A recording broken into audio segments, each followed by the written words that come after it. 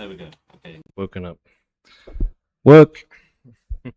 All right, we're back on, and we are now actually ready to do some debates. So I fixed the audio issue, and we're going to start some debates. Okay. So we're going to see who's ready. So we've got ETI in the Discord ready. Let's see if he's up for it. Hello, can you hear us? ETI, are you there? Okay. He's not here just yet. Right, so as I'm saying, we've got a Discord right here, guys, and if you want to join that, to join the debate live on YouTube, then it's very easy. Go to your web browser like Chrome or Safari and just type that in, and you'll come straight up into the channel on Discord, and we can get you straight into the debate. So yeah, my name is James. I'm an activist for the end of all suffering, for the abolition of suffering and bad lives and cruelty. So unfortunately, we do live in a world full of bad lives, full of cruelty, extreme suffering, which is not something anybody really wants, right?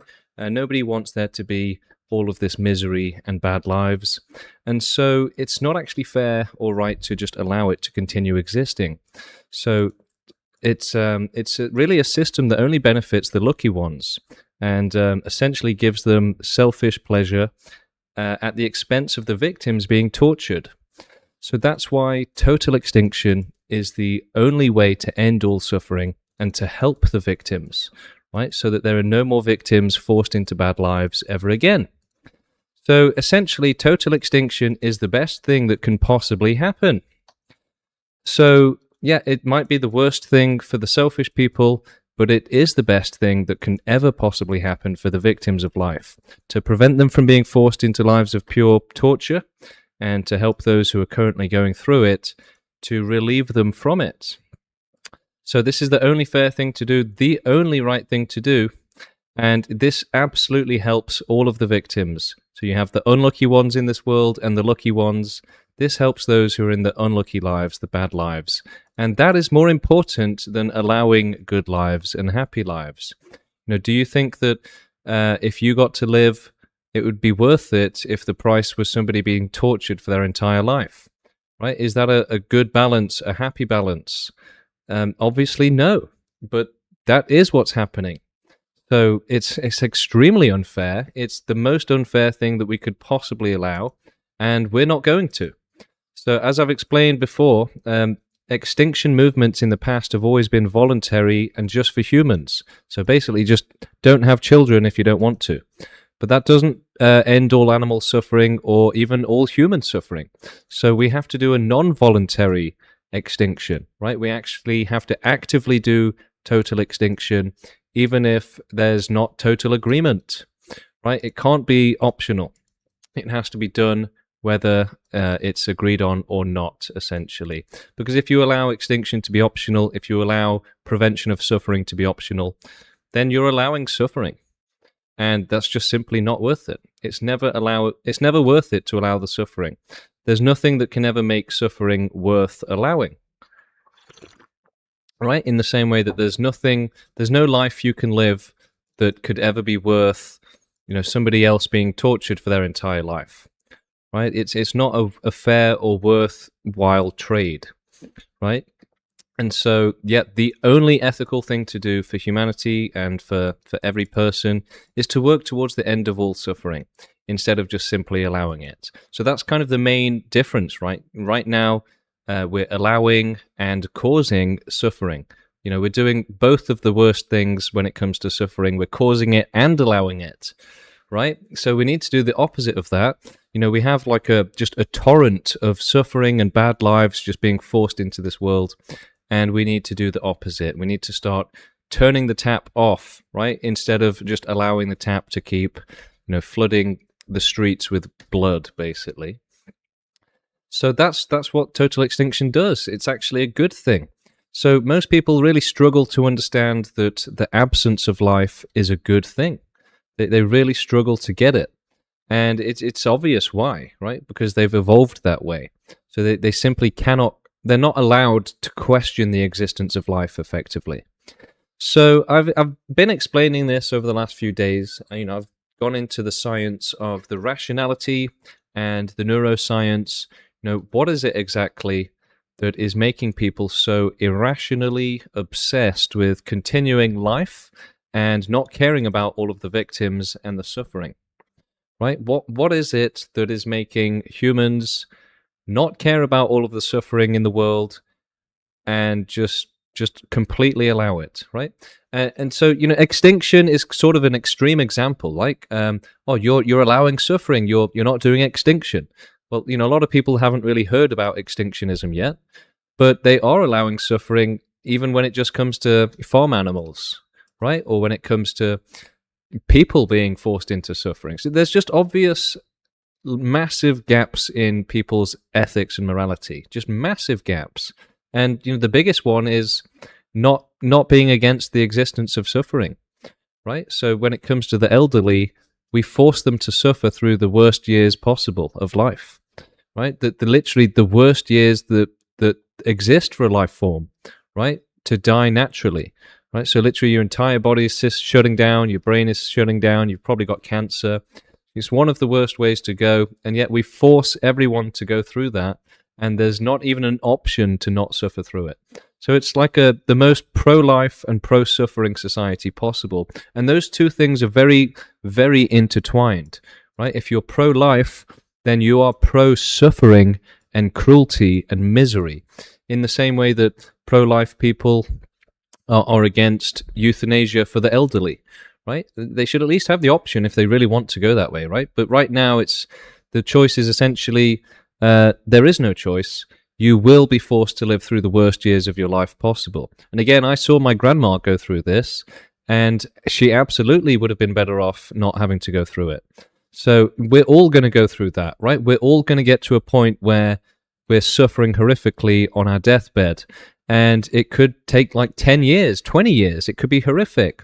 Imagine being trapped in a life of pure hell for 10 years, right? If you ask me, that absolutely wipes out any value that the rest of your life had, right? So how many people throughout the history of humanity have gone through their life only to spend the last, few years of it in pain and torture so bad that it completely made the rest of their life not worth living?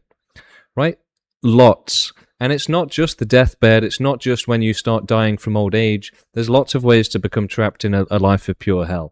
How many people have ended up in a life of pure hell at the end of their life, and it made it so that their life wasn't worth living? But how many people have, ended up in a life of pure hell at the age of 1 or 10 or 20 or 30 or 40 or 50? There's loads, right? So people are just falling into the trap of a life of pure hell all the time. It's just constantly happening. And not all of them escape, right? Most of them probably don't. So the victimization, the extreme suffering in this world is just completely ignored, effectively. Someone is asking in the chat, I want to join. How do I sign up? So go to proextinction.com. The link is up there, proextinction.com. And you can read about us, read about the movement, and at the bottom of the page on the website, you can join our Discord and our WhatsApp group. And that's how you join the movement, is by joining the WhatsApp group and joining the Discord and saying, hello, I want to start doing activism. I want to help grow the movement. I want to help make the end of all suffering possible. So that's how you join the movement. So we want empathetic and rational people. We want people that understand that we shouldn't allow extreme suffering. We shouldn't allow people and animals to be forced into terribly horrific bad lives. Right? It's as simple as that. So it's a simple concept that we shouldn't allow any life to be forced into a bad life or to suffer terribly. Right? It seems like the most simple thing possible, the most obvious ethics possible, that we shouldn't allow anyone to suffer terribly. We shouldn't allow any life to be forced to suffer terribly. It's just obvious ethics, and yet it's not obvious to most people. So we need to educate them, wake them up to the fact that life existing is the worst thing that can possibly happen, and that we've all been in a sort of delusion fantasy thinking that life existing is okay, but actually it's not. It's the worst thing that could possibly happen, right? Life existing consists of two things. Some selfish pleasure for the lucky ones, which is worth zero, right? It's worthless. And then extreme torture for the majority, which the prevention of which is worth everything. So whose side are you going to be on, guys? The selfish ones that want the victims to keep suffering, or are you going to be on the side of the children and animals being abused, screaming for help? Right? Are you going to be on the side of the ones that want them to keep screaming for help forever, or the ones that want to help them and prevent them from being tortured?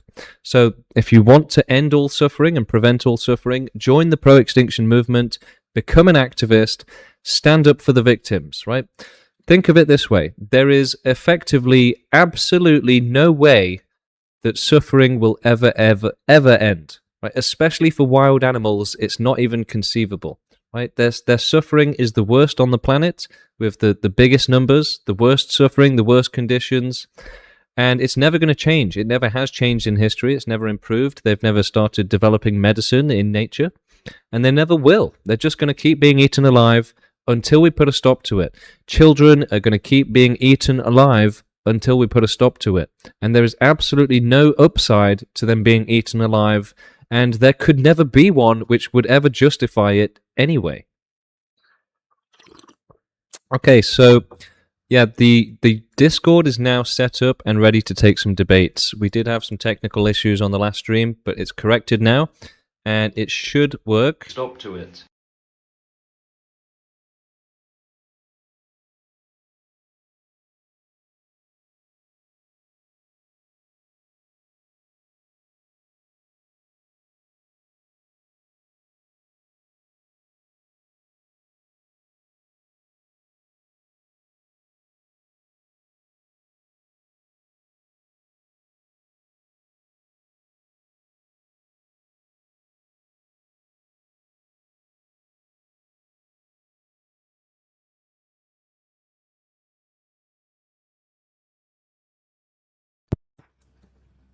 Yeah, maybe I need a new microphone. That's annoying. That's a real shame, isn't it? Brand new microphone, just got it today. It's like one on a crane, basically, which is kind of cool, but having some sort of issues with it. It could actually be my USB lead, which I'm using. Anyway, so let's try and get some debates going. Join the Discord, guys, and we will join you into the stream, and let's hear your opinion. Do you support extinction, or do you support suffering carrying on? Do you support unfair suffering so that some can have a good life? Do you care about the victims? Do you agree that life should not exist because it's not fair to the victims?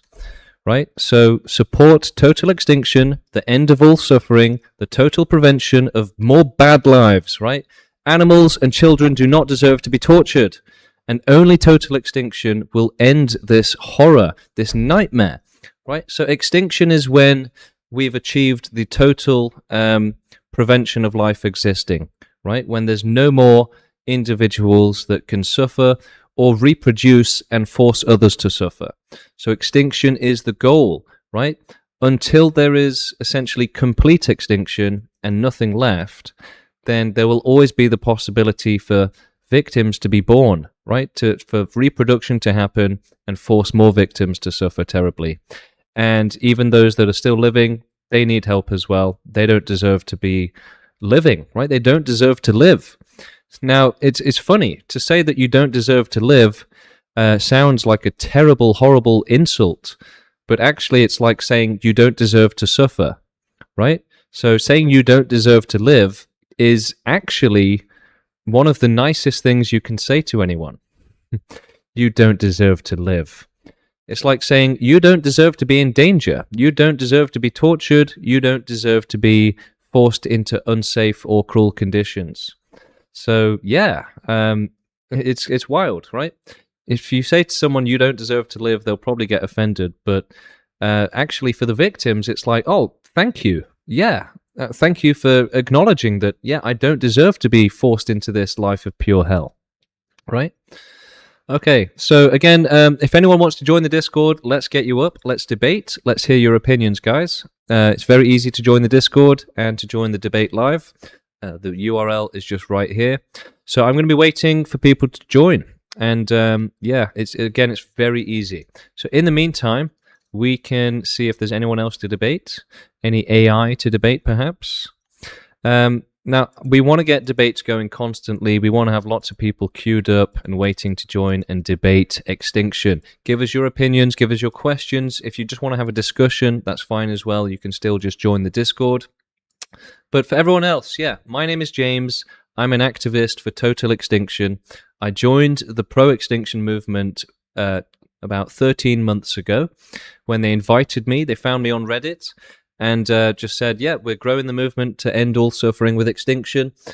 And obviously they said a bit more than that, but it made immediate sense to me. It was obvious that this was the right thing to do. Working towards a universe with no life and no possibility of life ever again is the most ethical, the most correct, the only right thing to do, right? Because it's the maximum prevention of suffering. So the only thing worth anything in this world, in this universe, is the prevention of suffering. And nothing else has any...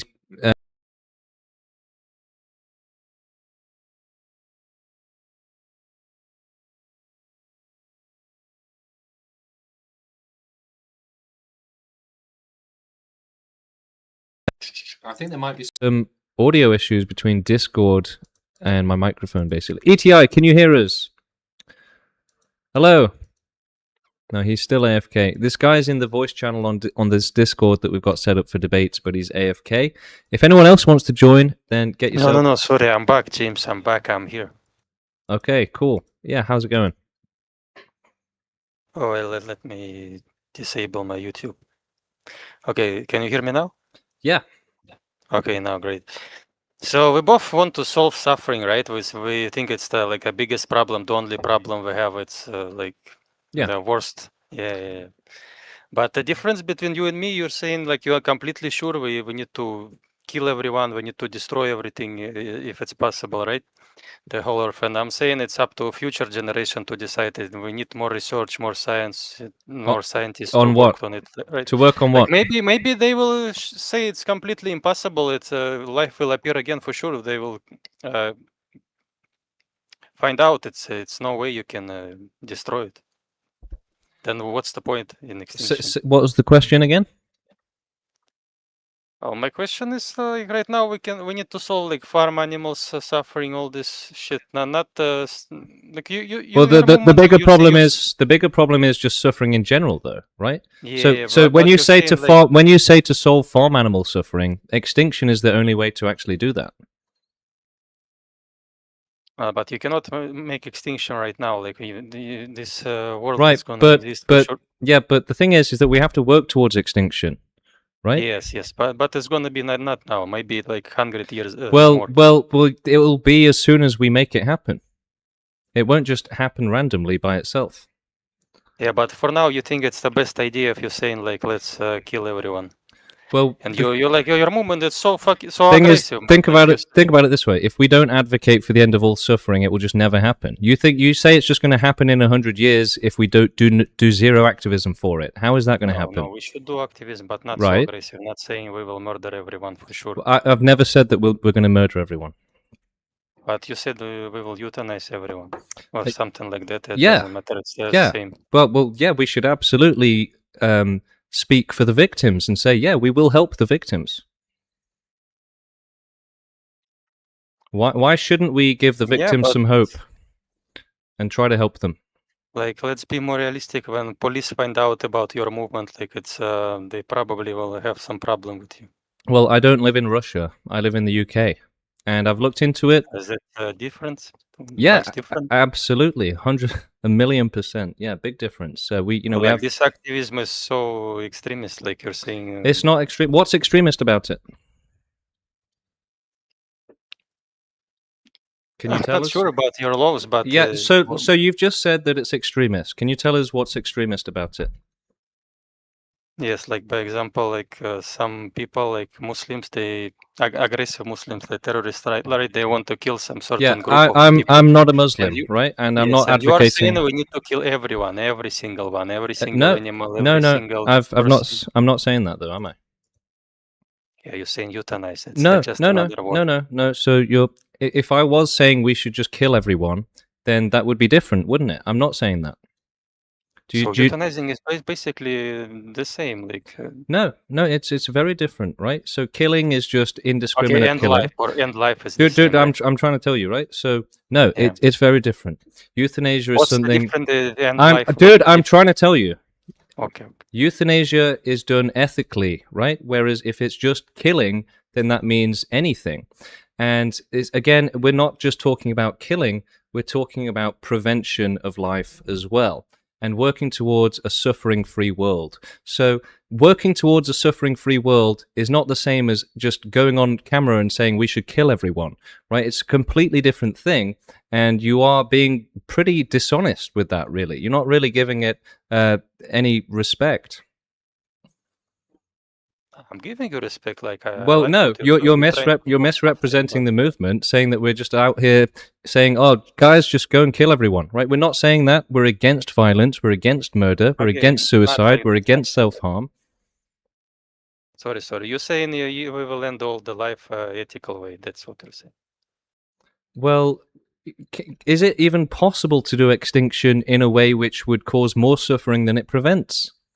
No, it's not. No, so it's not even remotely possible, right? So you're saying that extinction is you're being extremist. No, the suffering that life causes is far more extreme than anything that I'm, advocating for or saying. Right? Life is child abuse, animal abuse, victims screaming and being torn to pieces. Right? That's the most extreme thing. That's the problem that we have to solve.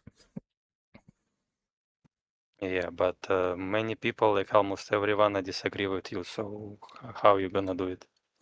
So by growing the movement, right? So the movement started 4 years ago. It's been growing globally ever since.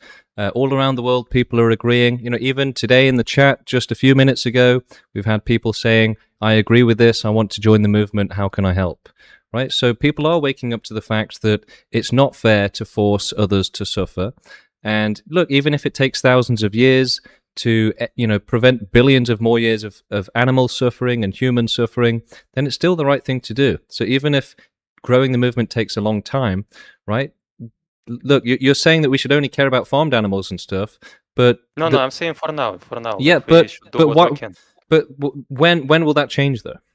Right, it will never change. It will never change. Less suffering, like but reducing suffering does nothing to help the end of all suffering, and ending animal agriculture actually increases wild animal suffering. Right, so it actually net increases the suffering in the world. Okay, so you're literally saying instead of fighting to end all suffering, we should fight to increase suffering, is what you're saying, effectively, without realizing it. I'm saying we need to try to reduce it as much as we can. And how are you going to do that? So, by example, someone is raping the child, we can stop him. This is let me ask you a question. If you had a tap and water is coming out, and you want to stop the water, right? Are you going to turn the tap off or keep catching the water, knowing that the water will always keep coming? No, of course I will turn it up. Yeah, exactly. So you have to work towards extinction. Working towards the reduction of suffering is a complete waste of time. It's like saying, guys, don't end slavery. Let's work towards the reduction of slavery, but never end it, right? Our campaign will say, never end slavery, but do reduce it slightly, right? So that's literally what you're advocating for. Okay, I don't know what else to say. I just keep watching. And again, if you have if the world goes vegan, the forests will double, the number of fish in the oceans will double, actually, and it will probably more than double, right? So not only if the world goes vegan, it will become environmentalist, so the forests and oceans will double in terms of populations, but it'll probably even go beyond that, right? Instead of restoring it just back to normal levels, people will probably encourage even more wildlife. So veganism literally just directly causes more suffering. And, when it comes to wild animal suffering, there is no way to reduce their suffering, right? It's actually physically impossible, right? So when you're saying let's reduce suffering instead of ending it, it is like saying let's reduce slavery instead of ending it, even though there is no way to reduce slavery. That's effectively what you're saying, right? Even though there's no way to reduce slavery, instead, let's instead of ending slavery, let's reduce it. I know there's no way to reduce it, but I'm going to say let's not end slavery and let's reduce it instead, even though there's no way to reduce it. That is literally what people are saying when it comes to wild animal suffering, right? So 99% of the suffering in the world is wild animals. And people are like, how about we just reduce suffering? Well, firstly, that's not fair to the victims, right? You wouldn't reduce slavery. That wouldn't be fair to the slaves that still have to be slaves, right? You should end slavery and you should end existence, forcing life to suffer terribly. And so, yeah, if you go after reduction of suffering, then you encourage a mentality of allowing victimization, allowing suffering, and you also effectively just, encourage valuing life to just be something that we can exploit for benefit, right? It's like, again, if you reduce slavery, it's saying, guys, I'm against ending slavery. I'm against ending suffering. I'm against extinction, right? It's like saying, I'm against ending slavery, but we should reduce it. Imagine if someone said that. Imagine if someone said, I will never support the end of slavery, but, maybe we can reduce it a little bit or something. Right? Imagine if someone said that. So that's exactly what you're saying but with suffering, right? I will never support the end of extreme suffering, but I don't know, reduce it or something. Whereas there is no way to reduce it. So the whole reduce suffering argument is just a complete cop-out, right? It's effectively dishonest and evil, right? Completely unethical. It's just as unethical as... It's effectively like a slave owner saying, if you go to a slave owner and say, we should end slavery, he's going to say, ooh, but I'm making so much money. I don't know, just reduce it or something, right? Which is never going to happen. No one's going to go away and say, right, guys, we're going to, grow an organization for reducing slavery, and part of the, slogan is going to be never end it, just reduce it slightly. Right, what kind of serious activists are going to go away and support that message? Right, so reducing suffering, it's like, guys, let's reduce child abuse slightly. No one is going to rally to that message. We have to end all suffering, make it permanently impossible. Someone's saying, what do you mean by extinction? So our movement, the pro-extinction movement, is working towards a universe with no life and no possibility of life ever again, or the closest that we can achieve to that. So we should allow the science to determine how much of the world we can make uninhabitable. So it's possible that it might just be Earth, but if the science suggests or demonstrates that we can do extinction beyond Earth, again, if we can make the entire universe uninhabitable permanently, then that would be the best case scenario. So we should just do whatever the science lets us do up until that point. Again, if we can only make Earth extinct, then we'll do that. If we can make the galaxy uninhabitable, then we'll do that. And if we can do the whole universe, then we'll do that. We'll just do whatever is scientifically possible, right? Okay, but it's the maximum prevention of suffering. And extinction is always possible. There's nothing about extinctionism that requires anything else in order to get it started. For example, if we were the government, then we could do animal extinction immediately, right? That's something that could start today, and we could work our way up to a more thorough and vast and permanent extinction. So yeah, we've got some haters in the chat that are disagreeing with the end of all suffering. They obviously want the suffering to continue. Well, I would encourage these people to join the Discord right here and join the debate, right? Debate me live on YouTube right now by joining that Discord link. I'll pull you into the stream and we can hear your opinions. You can tell us why extinction would be wrong, okay? So, it's easy to say extinction is wrong in the chat, but say it to my face, right? Tell me why you think ending all suffering would be a bad thing, right? Yeah, now, we know that it would be bad for the incredibly selfish people, right? No more fun at the expense of the victims. But for the victims of life, extinction is the best thing that can possibly happen, right? Extinction is literally the best thing that can possibly happen for the victims of life. There is nothing better that could possibly happen other than being like sent to heaven or something, right? Which is, not realistic. So there's no realistic solution other than extinction for the victims. There is absolutely nothing that could possibly help the victims of suffering other than extinction. And again, 99% of the victims of suffering in this world are animals in nature. And yeah, you can't even begin to reduce their suffering. It's physically impossible, right? They're literally just eating each other alive, starving to death, burning in wildfires and earthquakes and drowning. And there's no way you can make their suffering impossible without extinction. So that's the standard of safety and respect for life that the pro-extinction movement demands for all life, right? We demand respect for every life form and every individual, and the most important thing is certainty of safety from suffering. So that's what extinction provides. It provides a guarantee that you will not suffer, you will not be forced into a life of pure hell, you will not be begging for death, basically. So there's nothing really more important than that, and that's what the victims need. It's what they deserve, right? Anything less than that is spitting in the face of the victims, right? It's saying, oh, let them suffer so that someone else can have fun at their expense. Well, that's not acceptable, okay? And it will never be acceptable. Allowing suffering will never be acceptable just so that others can have fun. But that's what we're doing to animals. We're torturing them so we can eat them. We're allowing wild animals in nature to kill each other so that we can film it for entertainment. We're allowing people with depression to have to live through an entire life of hell with no access to euthanasia. We make suicide illegal, right? So euthanasia and suicide are against the law, right? So if you're suffering, you're not even legally allowed to stop suffering. Right? Whereas you're legally allowed to force anyone into any amount of suffering that you desire, right? I mean, how many women, right, have had birth, given birth when they really shouldn't have done, right? And animals are doing the exact same thing.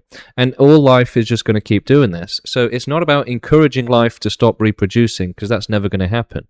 You have to actually force it to stop reproducing by doing a forceful total extinction, right? So the prevention of suffering, providing safety from suffering, should absolutely be forceful, right? Otherwise, force will be used against the victims to make them suffer. So, for example, if we are doing let's say we come to human extinction, right? Which will be after animal extinction. And if a human disagrees with extinction and we allow him to disagree, then he could go on to suffer horrifically, or he could go on to reproduce, or cause someone else to suffer horrifically. So that's completely unacceptable. And the only reason you would allow him to either suffer, cause someone else to suffer, or reproduce and force someone into a life of pure suffering, is if you respect his selfish desire to have a bit of pleasure at the expense of others, and at their own expense as well. So guys, we're still looking for people to join and debate. It seems like people are kind of scared, quite afraid to come and debate. But look, it's not that scary, I promise. Join the Discord here. Now, basically the best way to join this Discord, if you're watching this on your phone on YouTube, for example, then you should be able to minimize YouTube while still listening to me. Go to your web browser like Chrome or Safari and type this in, and it will bring you into the Discord, and I can bring you straight into the debate, and we can have a chat live on YouTube. Now, anyone can do this, even if you don't want to debate. If you want to chat, if you want to ask some questions, have a discussion, then you can also join the Discord. And even if you just want to ask some questions by typing, or if you want to be a fan of the channel or the movement, etc., if you want to talk to me, talk to the other fans of the movement, join the Discord and we can chat. Can we set up a StreamYard? Yes, absolutely. I'm only using Discord as it's the only method I've got right now. But yes, potentially we could use StreamYard. The only downside to StreamYard is I believe that they limit how much streaming you can do, and that you actually have to start paying to use it.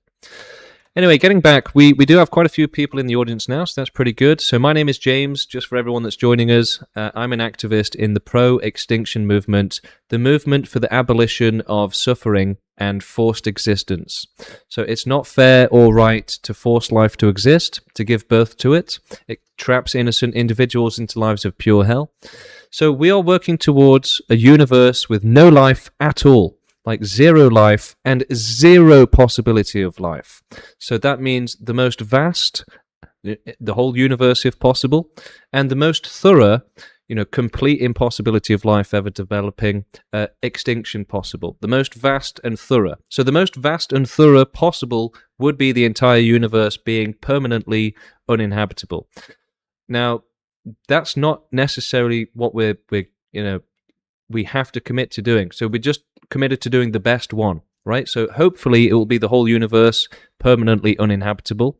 But whatever is the best that we can do is what we are committed to doing. So we are committed to doing our best for the victims. So if it's only possible to make Earth uninhabitable and we can't go beyond Earth, then that's what we'll do. If we can do the galaxy, then that's what we'll do.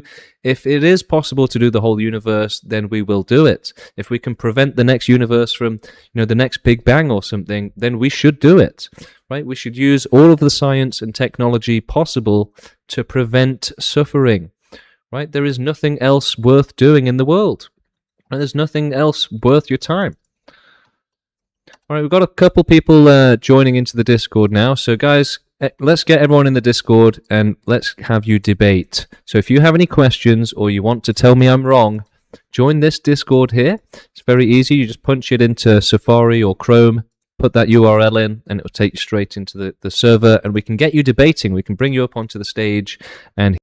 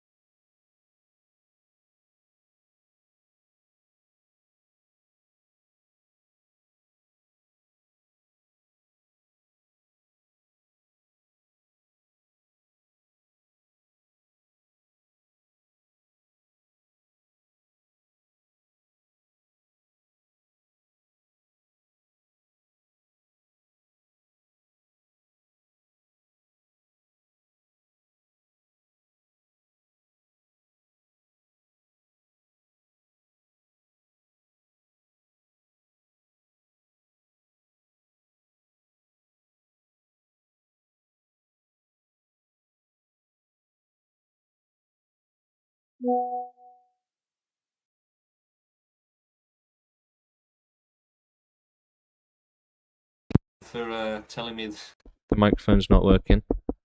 That's annoying. Yeah, I've just set up this microphone today. It's brand new. It's already broken, I guess. So that's a real shame. I don't know why it keeps doing that. Yeah, it's meant to have some lights on it as well. They're not flashing as they should be. So it's a bit bum, really. Okay, the lights are on now. Anyway, so where was I? I was saying that the need for extinction is never going to go away, right? We are always going to need extinction. The animals are always going to need extinction. Over 99% of life on Earth is wild animals being eaten alive. So they are always going to need extinction to prevent them from being forced into that pure hell, right? So the need for extinction is never, ever, ever going to go away. And even if suffering is somehow reduced, the need for extinction will still continue. There will never be a way to make suffering impossible without extinction. And suffering being impossible is the only correct standard for life. Nothing else is fair, right? We need the maximum safety possible, which means making suffering as impossible as we can. Now, if life exists, it's impossible to make it safe from suffering. But if it doesn't exist, then it's impossible for it to suffer because it doesn't exist. There is nothing that can suffer. So non-existence is the highest standard of safety from suffering and a bad life, obviously. If you're not in a bad life and there is no one and nothing that can force you into a bad life, then you're safe, right? So that's what we're working towards. We want to make every animal and every person safe from having to suffer. Okay, guys, we've got some people in the voice channels now, so let's hope we can get some debates started. Let's have a go. Hello, how you doing? Hello, how are you doing? I'm good, thank you. Do you have any questions for us? Yeah, am I live right now? Yeah. Okay, can you tell me a little bit what you mean by euthanasia? Like, you mean the whole universe? Like just like I guess you could say off in the whole universe.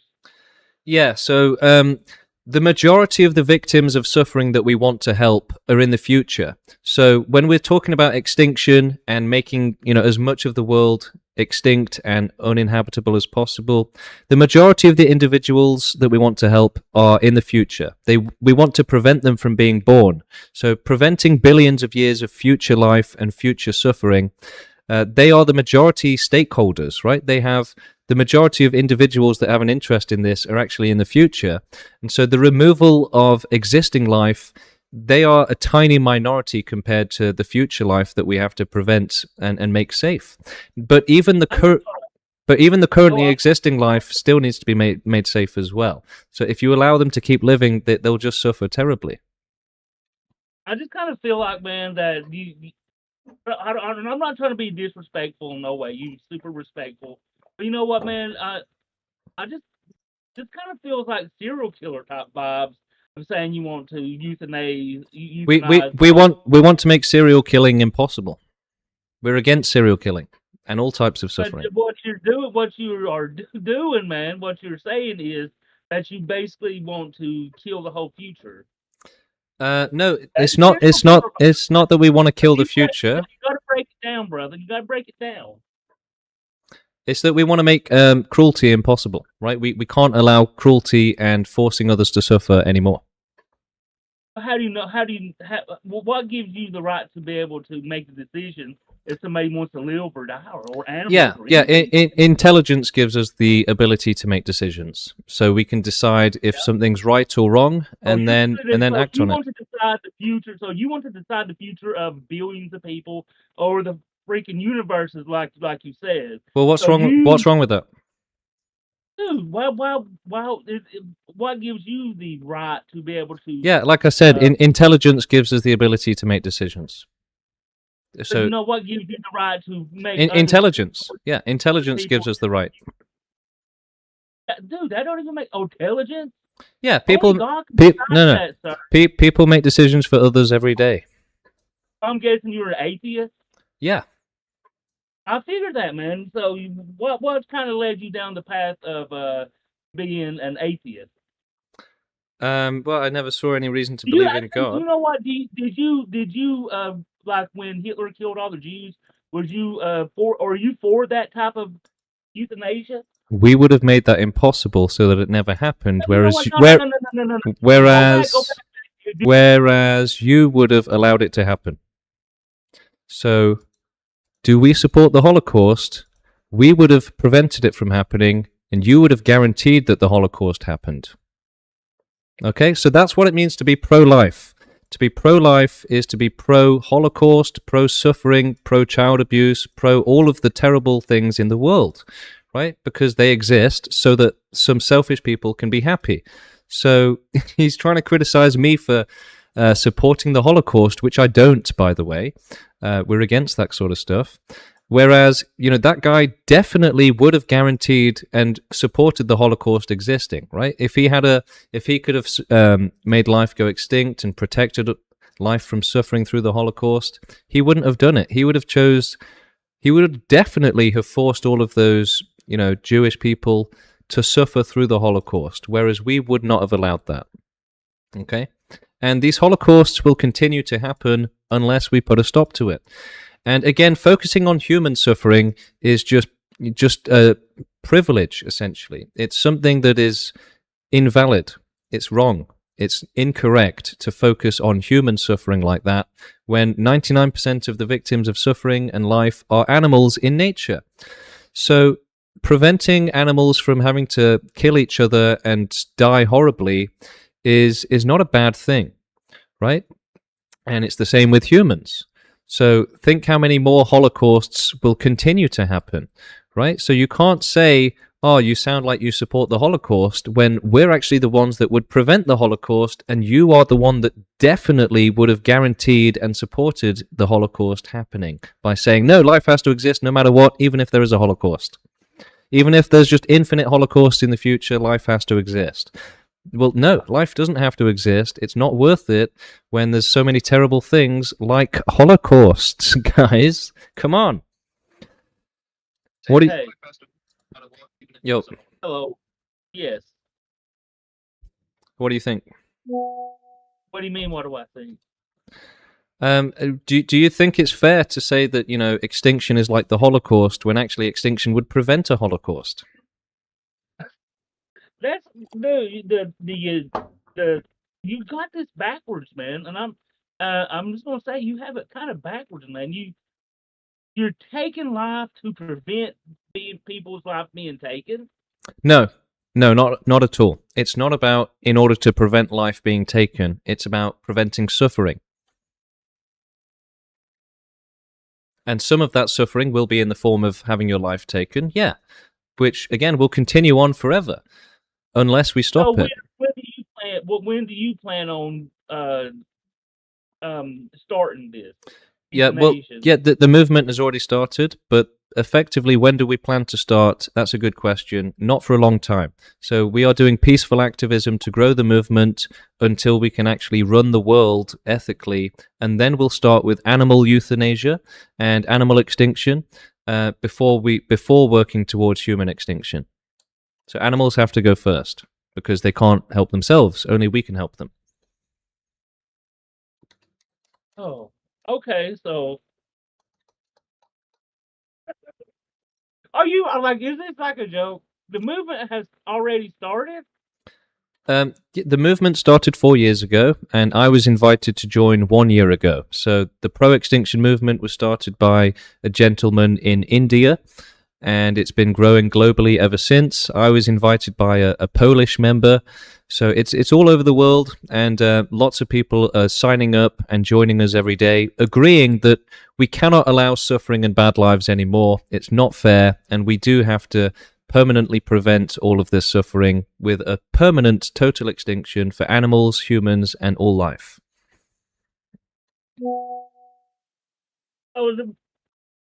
So what? I mean, what I'm asking is, what you or do you believe you're playing God in some type of way, trying to do this? It's not about playing God, but if that's what it feels like to you, then yeah, we should play God, right? We should absolutely try to be responsible for the world. Look, there is no God, right? There is no God coming to help all of these victims suffering. So we have to do it. So you have to take the power in your hands or your people's hands to start, to start preventing suffering and torture. Yeah. Who do you believe is being suffering and tortured? Humans and animals. Okay, the animal part, man.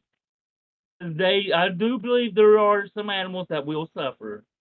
Yeah, that's not fair. Then it's not fair. It's not acceptable.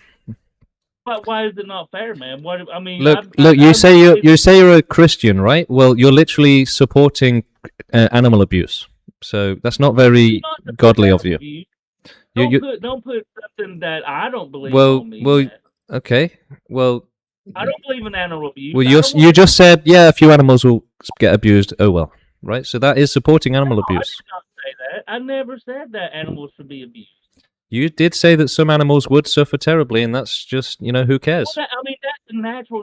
Yeah. So there you go. So there you go. You're defending them being abused. Are you a vegan? Are you a vegan? When we're saying we should stop the abuse, you're saying, oh, that's just the way it is. So you are defending their cruelty and their suffering. So let me get this right. So you are supporting a genocide? No. If you support life continuing, then you're the one supporting genocide. Hold up, but it's yeah, it is. If you support life continuing, you support child abuse, animal abuse, right? All types of suffering. So yeah. Well, look. Listen. You want to have your cake and eat it, though. You want to have your cake and eat it, and say, I support life, but I don't support all of the suffering that happens, right? And that causes all the suffering. Why would I want my children to not even? Why would I want my future of my kids, my family, to keep growing in the future? Yeah, you know what? Life is suffering sometimes. And is that fair? Is that fair? Yes, it is fair. How? Because, dude, you have the free will to make these choices, bro. Hang on. When you say we have free will to make choices, do children that get murdered have that free will to make choices? Do animals that get exploited have free will to make choices? Do animals that get eaten alive in nature have free will to make choices? Does the majority of the population of the planet have any of these choices that you're talking about? Oh, well, you know what though, man? The world is. Do you want to answer that question? Do you want to answer that question? I'm saying the world is evil. So that's strike two. I'm putting you on strike two for that. Does the majority of the population have the option to control their suffering? Majority, I would say possibly, man. I possibly. Do animals have the ability to control their suffering? Well, no, that's a different type of situation. The answer is no. The answer is no. You're just looking for excuses to defend cruelty. No, it's not. You putting what you doing, man. You supporting genocide. You're the type of person that will support Hitler, man. So let me ask you this: if there's going to be like another 1,000 genocides in the future, would you support extinction or would you support genocide?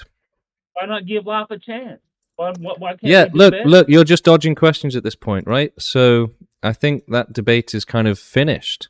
And this happens all the time, right? People will just start dodging questions once it gets too hot for them to handle, basically. So that's a shame, but it's also just something to be expected.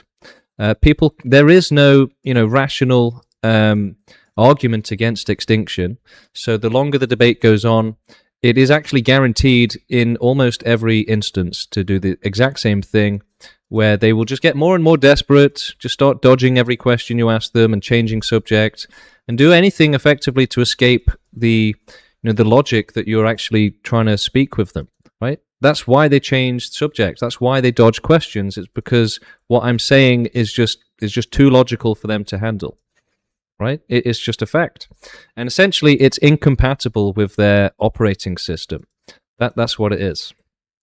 Logic is incompatible with the operating system of an irrational, individual, right? So humans are fundamentally irrational beings, right? On a scientific level, on a biology and physiology level, humans are fundamentally irrational, right? In the same way that animals are. And so they haven't actually evolved to become rational yet, whereas people in the pro-extinction movement either have or are as close to it as you can get, essentially. So, effectively, everyone in the pro-extinction movement has evolved to essentially get past their animalistic nature of just not caring about the suffering of others. Right, so that's what it's really about. Animals have evolved to just never care about the suffering of others, and humans have not evolved out of that yet.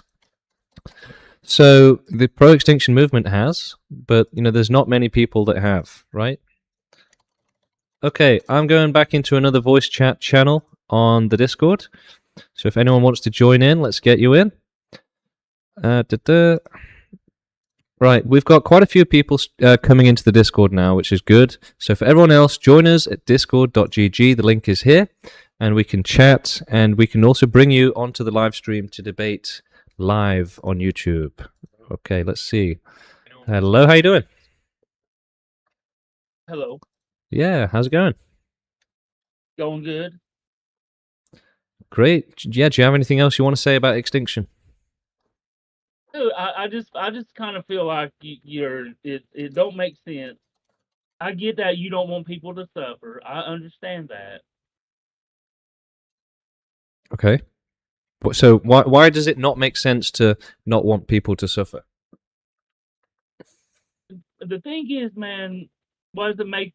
I mean, that you possibly have a big heart, and you don't want the future to suffer. The people in the future to suffer. And the present. We don't want anyone to suffer. Do you think the dinosaurs had a choice to die? No, that's the problem, is that nature has forced all of these life forms to exist. Right? They had no choice but to just suffer. So, I've just been watching a documentary on the dinosaurs, the Netflix one. And, even Morgan Freeman admits during the documentary, this is actually just pure hell for all of these dinosaurs, right? They're not actually having a good time. It is just pure hell. Right, so as he's researching the documentary and starting to film it, he realizes more and more that the dinosaurs were just tortured by life, every single last one of them. There was no balance, no happiness, just pure survival and pure misery, pure torture, pure suffering, just pain, being eaten alive and starving to death. No happiness. Exactly. I have an ex that's definitely a psycho. Maybe we can start with her. Well, we want to start with animals, those who can't help themselves. Dinosaurs didn't exist, though, right? Well, that's what the Bible will teach you, but, there's lots of bones and evidence that dinosaurs did exist, and they did suffer. I would say Morgan Freeman. You said Morgan Freeman? Yeah, he's just done a Netflix documentary on dinosaurs and their extinction. That's the problem, man. Morgan Freeman is a fucking nigger. Ooh. Okay. I think we're gonna have to ban him from the server. Yeah, that's pretty bad. It's a shame there's no way to mute people after the fact. Okay, so hopefully we can find some better people for debates. Hello. False dichotomy fallacy too. What's going on? You're right, mate. Yeah, how's it going? Yeah, it's going good. I said to you before, yeah, I think you're trolling. No, but I'm gonna give you the benefit. I'm gonna assume that you are legitimate. So if this is a big troll and you've got a hoodwink all over us, fair play. It's not a troll. Look. I mean, you can go and check out our content, our resources. I'll give you the benefit. Well, benefit of the doubt wherever it's good. I think if you're genuinely believe this, yeah, fair enough. Yeah. If not, I think it's very funny. It's very good. I mean, we have. So if you go on our website and you go on the social media channel page on proextinction.com, you can see just how many activists we have making videos. Mute myself? No, it's all right. But yeah, if you go on our website, proextinction.com, you can see on the social media channel page just how many activists we have on different platforms: Instagram, YouTube, Facebook, TikTok. We have dozens of activists growing the movement, making videos, and we have people every day, every single day, joining up, signing up and saying, I want to make videos and do activism to help grow the movement so that nobody has to suffer ever again. So yeah, we are growing globally, and it's gonna be big, basically. Fair play. I'll give you the benefit of the doubt. If if you're saying you're genuine in this, I'll believe you. Yeah. So, do you guys have any questions or any doubts, any disagreements, any counter arguments for why we should end all suffering? Yeah. I suppose broadly, I think probably part of it just comes down to an aesthetic difference, maybe an arbitrary one. I just don't fancy killing everyone, but I'm actually just interested in how you would do this. Euthanasia. So the plan is to grow the movement until we have enough people to start running the world ethically. Then we start with animal extinction while removing our dependence on them. How many people is that? How many people do you think you would need to run the world ethically? It's difficult to say. Especially with AI taking over, that's going to automate things a lot as well. So it might not be that many people. A lot of revolutions in history have involved 1% of the population, and most people just stay at home and just watch and do nothing, basically, just stand by. So that's you don't actually need 50% of the population to do a revolution. Again, 99% of people are just sheep. They will just stay at home and do nothing. None of those revolutions, though, involved them saying part of what we're going to do is murder you. Well, it's not about murder. It's about ending all suffering. You said euthanasia, so you're going to kill us. Euthanize, yeah. Yeah. An absolute majority of revolutions. Let's say I'm at home watching this happen. I'm seeing on the news that this movement's really growing. They're getting into positions of power. I'm not going to sit back.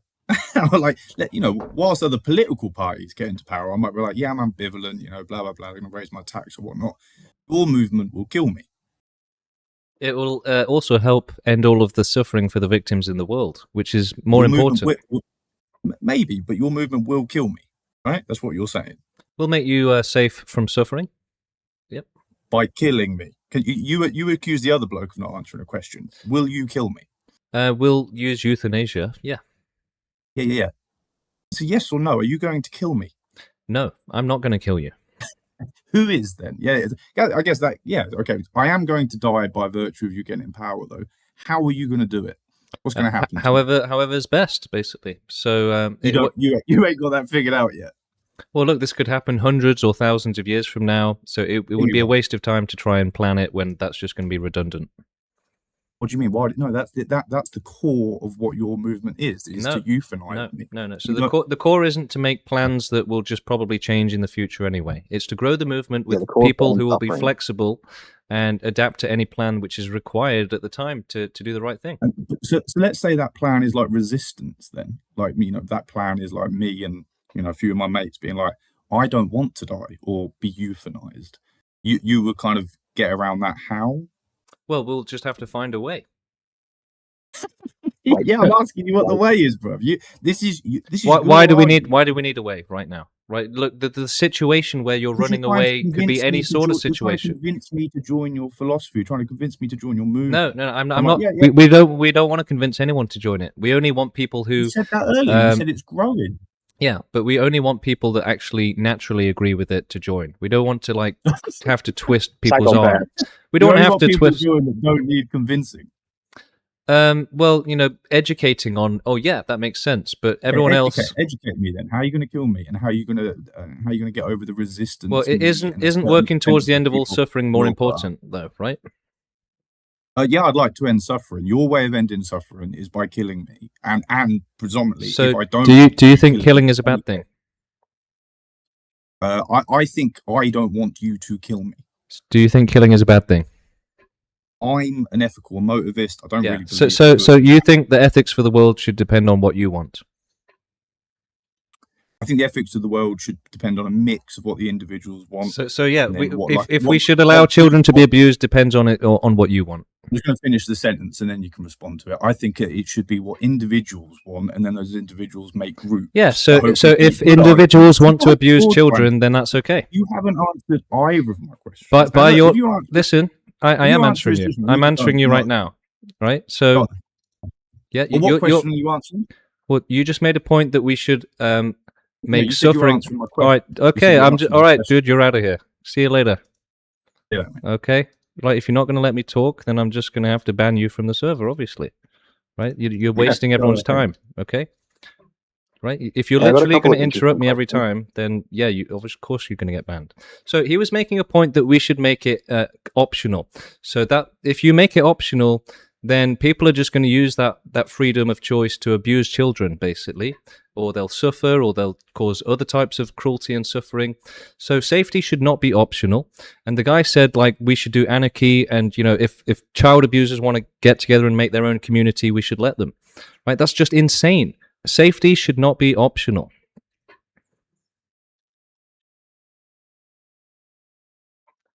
Hello? I have a couple of questions. Go for it. So I heard you say before that if we had everyone on Earth agree to this idea, and they all agree to go through with this in some way that would work, that we would start with animals and things like that, and then eventually humans would be probably last if we were still humans at that point. Is that right? Yeah. Yeah. Just out of curiosity, is there any part of you that thinks maybe animals or organisms that aren't privy to this idea or thought, maybe potentially deserve to discover it for themselves before they are? No one deserves to be tortured. No one deserves to be tortured. Okay, fair enough. All right. So it's not tortured necessarily. It's just you think if you can end suffering, that's just better than pretty much anything potentially. Well, can you offer an alternative? Can you offer something more important than ending suffering? Yeah. So experiencing suffering, then coming to the realization that ending suffering is the best thing, then ending suffering. So so let's take a child that's going to be, abused to death, right? So how does your advice help them? It doesn't. But Right, there's so it's plenty of other useless. So things it's that- useless. So it's useless then. there's plenty of other. So you're situations you're where- offering a solution which doesn't help everyone. So how is that acceptable or fair? I don't think it's about helping everybody. This isn't about Really? So helping we everybody. shouldn't care about helping everyone, is what you're saying? No, I mean, like, sorry. Let me. Yeah, I might not be dude, you're making all it over the shop clear. here, Hang on. right? What are you even trying to say? We're trying to say we should have Oh, a fair system where no one has to be tortured, and you're saying, "Oh, yeah, No, screw no, that." no, no, no, What? no. No, I'm trying to pedestalize the idea that you've come up with to say, look, it's such a great realization to have the thought to end all suffering, right? Yeah, I mean, we So don't allow we've murder, come to so that- we shouldn't allow suffering either. Yeah, I'm agreeing with you there. Correct. I agree with that. Wouldn't it be a good idea to let other individual organisms come to the same realization? So again, like, let's take an animal that gets eaten alive as a baby, right? How is allowing them to be eaten alive going to benefit them? I don't know what that has to do with my question. Because you're saying we should let them suffer so that they can realize suffering is bad or something. It's like we Yeah, should. correct. It's like Exactly, you're yeah. basically saying we should abuse children so that they can realize being abused is bad. It just doesn't make sense, dude. No, I think like we should let life take its course and evolution take its course Why? so that suffering can be realized. So that it can be what? So that individual organisms and the societies and things can realize that suffering is a bad thing that should be ended. So everyone should be tortured so that they can realize that. So instead of ending suffering for them, we should let them be tortured so that they can end their own suffering. That's just stupid, No, dude. that's not what I said. That's not exactly what I what. said. That's exactly what you said. That's not exactly what I said. That's exactly what you said. You said we should let them be tortured No, I so said- that they can end their own torture. No. Well, I mean, Yeah, if you yeah. wanna Look, word look. it- You, yeah. If I want to word it accurately, then I will. Right? So life is torture. The evolution of species is torture. Yeah. Exactly. Okay, interesting. I've only been watching you for 2 minutes. I don't know much about your views, so that's okay. Interesting. Do you disagree with that? Do you think that animals are having a somewhat. party in nature? No, I think that there is good and bad in life. Oh, really? So, does that mean that any amount of bad is acceptable then? Does that mean that any amount of bad is acceptable? Yeah. I don't If your know. if your I don't think if your anything- standard for allowing cruelty is, well, there's good and bad, then I'm asking you if that rule ever changes, right? If there's infinite bad it's just a and matter just of- yeah, I'm asking you a question. If there's infinite bad and just a little bit of good, is that still acceptable? Just because there's good and bad? acceptable to who? My point. Well, my idea Look, is that my I point don't is by think saying anything that we. acceptable. My point is by saying that, oh, there's good and bad. Then you're saying we should never care about the bad stuff or how much there is. We should just always ignore it. No, I don't think we should ignore it. I just like when you asked me, is it acceptable that there's bad with that good? I don't think it's a matter of whether the case of life being filled with good and bad is or isn't acceptable. I think Really? that just is a matter of fact. So we should just let life suffer no matter what, is your opinion? I think we should let life be life and come to whatever conclusions it comes to. So yeah, we should just let animals suffer no matter what, is what you're saying. We should just let animals be tortured. Not no matter. Yeah, so your intelligent position is we should let animals be tortured because who cares about them? No, Is that correct? no. Do that's you not want correct. to clarify? I'll try. I'll try again. I mean, so humanity seems to agree in general that suffering's bad. We've come to that realization through a long. That's incorrect. Can you expand on that? Yeah, most humans think suffering is a good thing, and they want to increase the suffering in the world. Why do you? What? I'm pretty sure. What? What do you mean? For example, if people could double the forests right now, they probably would, right? They would double the suffering in the forests. That is so confusing. Do you disagree with that? I think so. Like, I think I agree with you that if you ask the majority of people, "Hey, would you like there to be more forest land on Earth and like less, and more suffering?" The answer would be yes. More suffering, please. Yes. Yes. But like, you got to remember that suffering also comes along with the potential for change, good, and Oh, really? evolution. So if a child abuser said, well, look, the suffering of my victim comes along with the chance for them to grow as a person, change, evolve as a person, would you say, oh, okay then? Imagine if someone who was a child being abused broke free of their abuse. So you're refusing, you're dodging the question. You're finished. So no, I'm saying that. So okay, that's it. He's finished. It is what it is. He's finished. So guys, as I've explained about 1 million times now, people will dodge questions when they effectively cannot defend their position anymore. So the difference between rational people like myself and irrational people like the majority of humans is that they cannot answer certain questions. Now, there's obviously lots of differences between rational humans and irrational humans, lots and lots of differences. But one of the main differences that we can very easily point out and very easily dissect is that they cannot answer certain questions. So in order to maintain the irrationality of the brain, essentially the subconscious will not allow them to have certain thoughts, not allow them to understand certain concepts, and likewise not allow them to answer certain questions. So yeah. Hey, James. Yeah, hi, how's it going? Am I on the Discord? You're live on YouTube, yeah. Yeah, I saw you on TikTok quite often. What, did you get kicked off of your TikTok? Yeah, I got banned. Well, anyway, your argument. do you have any questions? Yeah, I wonder if you can answer these questions Go for it. directly. Okay. I know animals got to go first.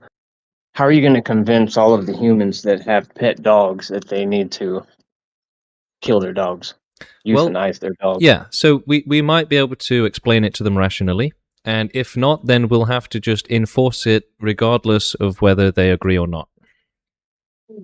Dog nap the dog and stick a needle in it? Well, maybe something like that. Do you think this action in itself, this action of killing everything and everyone... when you're saying like we're going to take away dogs, right? Think of all of the animal abusers that will be, rescuing their victims from. Yeah, I think of the old ladies that have the little dachshunds in their lap, their only best friend, and you're going to take that away from them. Yeah, animals should not be a source for your entertainment. And we shouldn't allow them to be abused just so that some people can use them as pets and toys. What about Jews? Are you going to round them up and? Oh, so you're finished. So you're ready to be banned, right? You've essentially, he's run out of counter arguments, so he's just going to get himself banned from the Discord by being racist, right? So you can't say that I'm losing these debates, guys, right? Because effectively, they'll just start dodging questions and being racist and stuff. So who's winning these debates? It's not the ones that are like, let's just say the most racist things possible, right? We've had 2 people do that today now on this stream, right? Someone was saying the N-word, and now someone saying, insults to other people. All right. So let's see. The Discord is still ready for more debates. If anyone wants to join the Discord, let's get you in. Now, in terms of kicking people out of the debates, it does happen a lot, but we do offer round 2 and round 3 sometimes, okay? So if you get kicked out of the voice channel, then there is a good chance that I'll come back to you and have another debate with you on voice chat in the Discord. Who said the N-word? It was about an hour ago or something like that. He asked you about the Jews and you ran. Yeah, he was literally being really racist about Jewish people and I kicked him out. That's not me running, and that's not him asking about Jews. Don't be ridiculous. Right? Come on, be serious, guys. Short Bus says, I'm a master debater. Well, I would say I'm probably a better debater than you, Short Bus. And for everyone asking, yeah, Short Bus is the one that was saying the N-word because he couldn't debate, just as the last guy just now being racist to Jews, he couldn't debate either. So there is no debate, no counter-argument to the end of all suffering and extinction. It is infinitely correct, infinitely rational, It is perfectly ethical, perfectly correct, and logical, right? So this is the most logical position, and if you try to attack it, you will fail horrifically. Okay? Like everyone has done so far today. So guys, look, I'm inviting all of you to prove me wrong. Come onto this debate, come onto the stream, and destroy me, own me, right? Tell me why extinction is a terrible idea and it's just silly, right? Tell me why prevention of suffering is a silly idea, right? But you will end up failing terribly. But I welcome you to try. And if anyone else has questions or just wants to have a discussion, you're also welcome to join the Discord and we'll get you live on air. So while we continue to wait for new people to join the Discord so we can get some more debates going, we will continue to explain the movement. So we are a movement of activists against the forcing of individuals into bad lives and into suffering and into unsafe conditions. So effectively, it's not safe for life to exist, and so it shouldn't be forced into the infinite danger of this world. So every individual is actually in infinite danger, unfortunately, meaning that they can be trapped in any sort of terrible life at any time. For example, you could get hit by a car and end up with a brain injury and chronic pain, the inability to even ask for help or anything like that. So we're all in infinite danger, unlimited risk of terrible things that can happen to us, and this is happening to everyone and animals all around us, and unfortunately people just don't care about it. Well, we do care, and it's not fair, it's not ethical, it's not acceptable. So we are working towards the maximum prevention of suffering possible, to abolish suffering, abolish. So in the same way they abolished slavery in America, we should abolish bad lives and suffering. And the only way to do that is with total extinction, so that there are no more individuals being born into bad lives that they never asked for and didn't want. So yeah, reproduction is a terrible thing in an unsafe world because it forces life into terrible suffering. Only the lucky ones benefit from this horrific system. And unfortunately, they're so selfish that they want the victims to keep suffering so that they can continue to have a good time. So it is evil, it is a dystopia, and for the people asking me to unban Shortbus, he was literally just screaming N-word in the channel, so we're not going to do that. Right, again, anyone that wants to debate, let's get you in the Discord. The link is right here. And yeah, I'm ready to debate anyone. Also, if you have any topics you want me to cover, let us know in the chat and I will give an explanation. So, how does this relate to veganism? Well, veganism actually causes more suffering. We would love to support veganism if it didn't do that, but it actually increases wild animal suffering massively. And we can work towards a world where that suffering doesn't happen and we can create a vegan world without it causing more suffering. Whereas right now it does. If you go vegan today, if you stop eating meat today, essentially it will increase the amount of suffering in the world because it will give back habitat and forests and land to wild animals to suffer on in much worse numbers, much greater numbers with much worse suffering, worse conditions. Okay, let's see. We've got... All right, I'm in the voice channel on Discord if anyone wants to ask any questions. And yeah, again, hoping for more people to join, right? The ideal situation would be just a stream of debates non-stop. That's what we want. Hello. Hey. I'm back again. I'm not okay. Hey, I just thought of another question potentially. Because I was listening to you and I did hear you say that to someone who asked a question that you could potentially be forced in the future to force others to go along with this, essentially. Given that you are, let's say you are right, let's say you are correct, you are 100% correct. This is the truth. It's like you said, it's I don't know, unbeatable as a stance. If there are other humans that don't agree, wouldn't forcing them to go along with that be causing suffering? Yeah. but we are prepared to cause suffering in order to prevent suffering. In the same way that a police officer will have to tackle a criminal in order to prevent them causing suffering. A doctor will have to give you a painful injection to prevent worse suffering. So yeah, if you don't cause suffering to prevent suffering, then you allow greater suffering. Okay, interesting. Yeah, and also, that's just and we have to defend the victims of suffering with force. So, for example, if you make extinction optional instead of using force, then people will keep having kids and forcing them into lives of suffering. So those victims will be forced to suffer unless we use force to defend them from suffering. And the force that we're going to use is going to pale in comparison to any suffering that life causes. For example, if we make you go extinct, we euthanize you, let's imagine that it takes 60 seconds to put you to sleep with gas or something. That's nothing compared to an entire life of suffering that you could go through or cause someone else to go through. Yep, I understand. Hey, I just thought of something else potentially. What if you were able to, essentially kill all humans, animals, and plant life on Earth? How would you logistically make sure that there weren't remaining bacteria and things?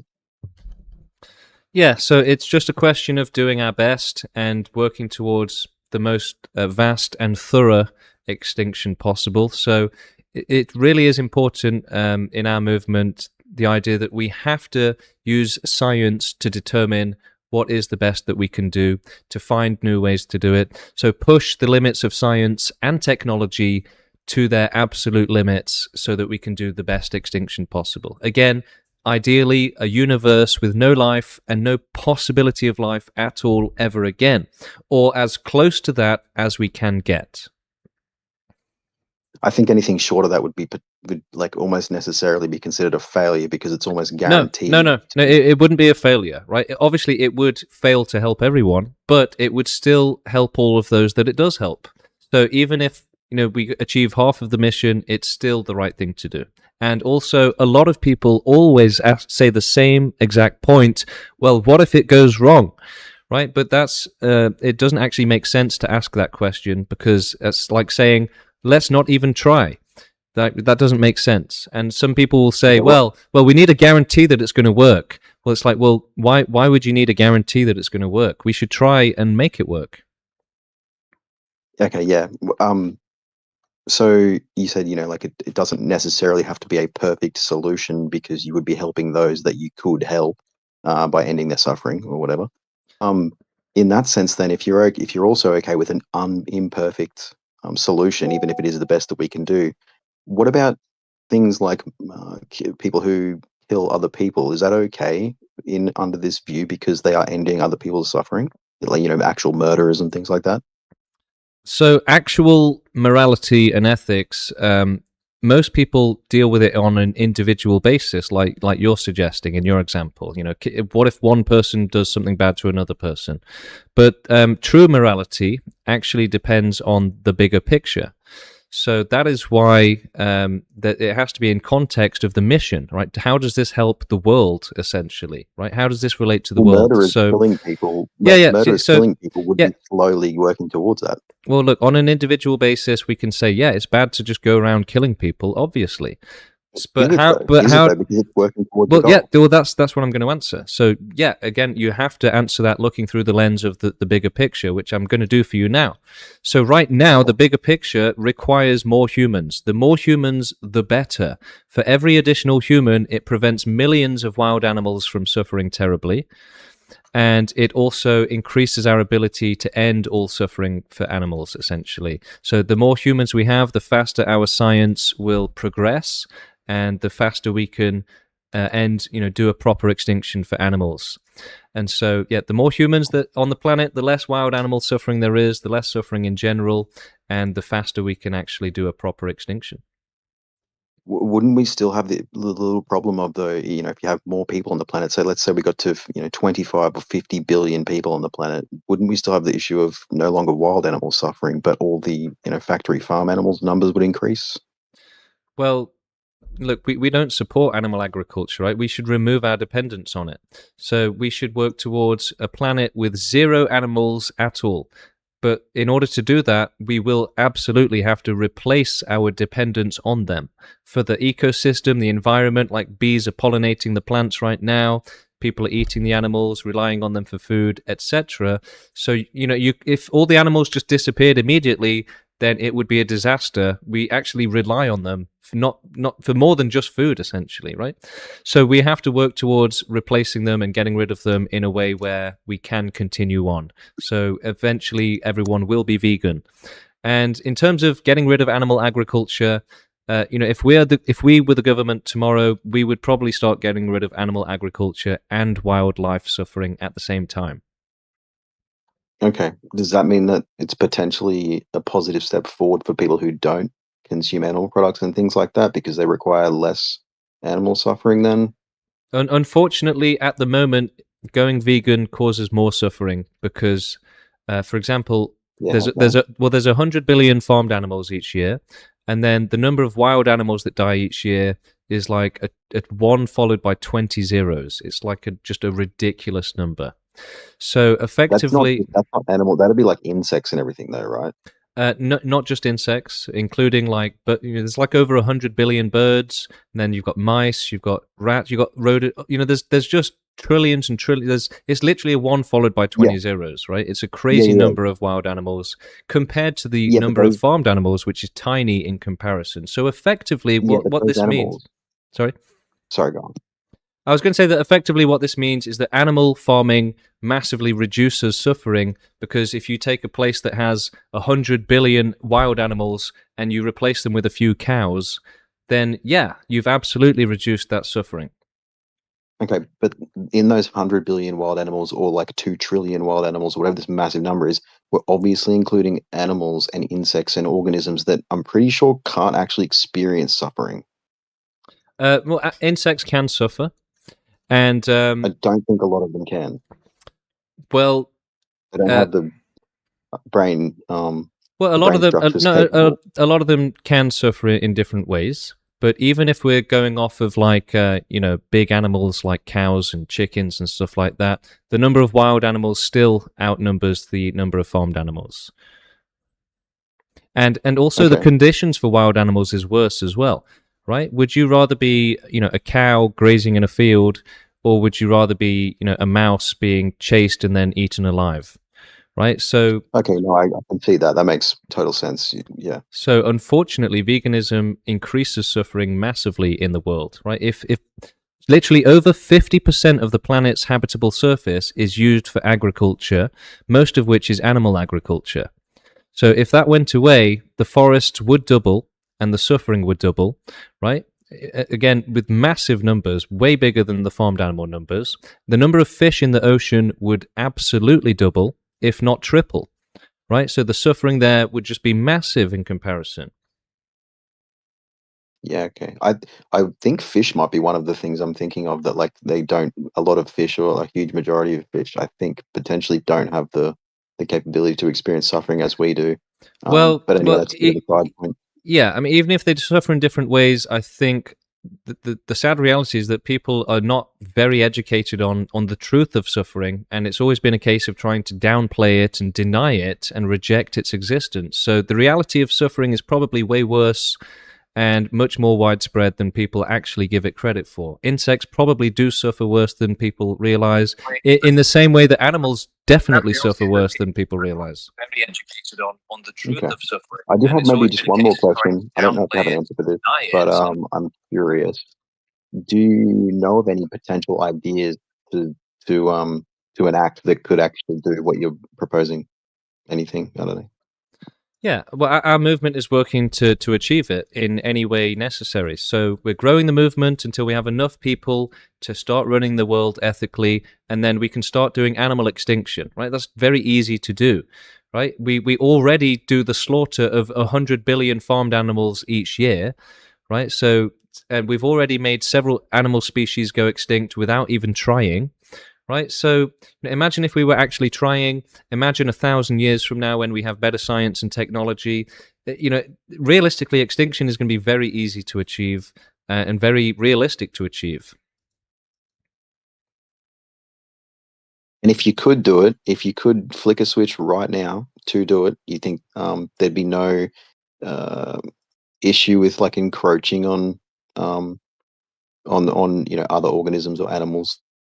No, I mean they're being encroached upon in much worse ways right now. So this actually helps them. Right. I mean, I don't know if you've ever experienced pain which made you beg for death, right? But it's actually very common, and animals and people are going through it right now.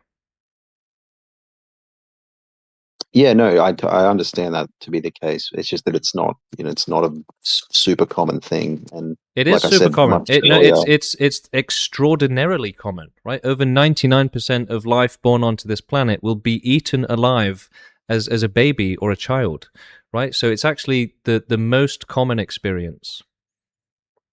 But yeah, for a brief moment of being eaten. No, that's not... it's not always just a brief moment, right? And again, look, you're just trying to downplay the extreme suffering these victims are going through. It's just a brief moment. No, all of the animal suffering in the world is not just some brief moment. No, I mean individually. Nothing can only be experienced by the individual who's experiencing these sufferings. So I was just saying, compared to the entire lifespan of, let's say, a wild animal, the moment they get eaten by another wild animal is probably a fraction of their entire lifespan. Yeah, and a fraction of the suffering as well. But for babies and children, that's like their only experience, right? If you get born and then get eaten alive, then yeah, it's just a life of pure torture. Yeah, gotcha.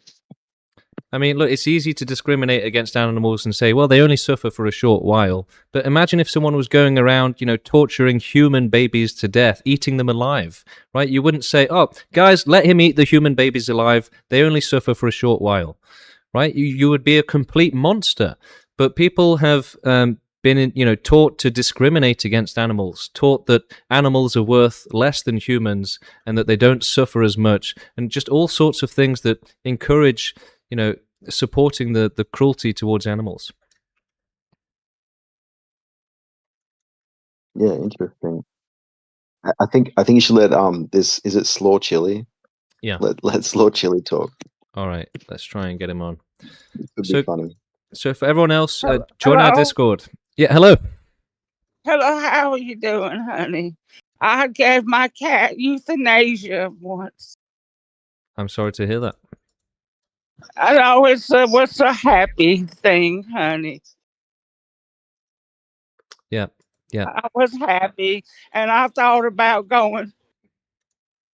So do you support extinction? Yes, honey. Yeah.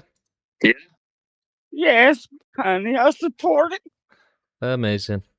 All right. Well, thank you so much for the support. That was a fantastic debate. One of the best I've ever had. And yeah, let's see if we've got anyone else who wants to join and debate. Okay, hang on. Has anyone ever brought forward any ideas that, I don't know, what's like the best counter argument, counterpoints or anything like that? Yeah. Yeah, it's funny. A lot of people ask that because they want to disagree with extinction, and they're like, "Has anyone else found a good reason?" I'm more curious to know what you think. Sure. So, what's the best counter argument against extinction? I don't know. It's really difficult because I would say there isn't one, right? So look, we've done lots. I've done hundreds of debates on extinction, and other activists in our movement have also done lots of debates. And effectively, what we end up seeing as a pattern is that at the end of these debates, people end up just saying, "Well, I don't care anyway." It's like that instead of saying, "Okay, it's true, it's correct," they'll just say, "You know what? I don't care anyway." So that's kind of not. That there is no counter argument, and that's the only thing people have to come back with it against it, unfortunately. And look, people in the chat are doing this all the time. They'll offer some criticism without getting into specifics, right? So it's difficult to produce any sort of counter argument to extinction, and I would say that all of the counter arguments are desperate, irrational, and mostly just like dismissals, like excuses, like, oh, that's just silly, instead of actually thinking about it properly. And yeah, I know what you mean. Yeah.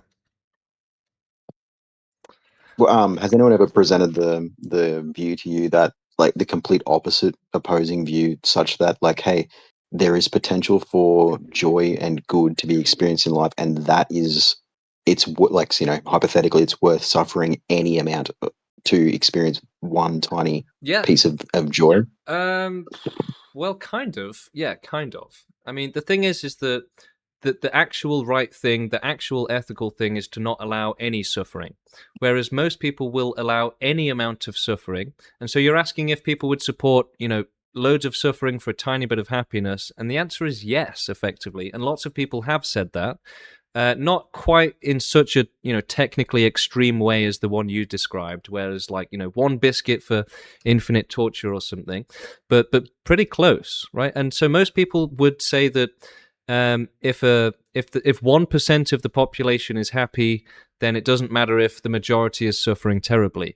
Unfortunately, so a lot of people do support that. Yeah, that crazy mentality of a tiny bit of happiness justifies an ocean of suffering. And that's also what we have right now.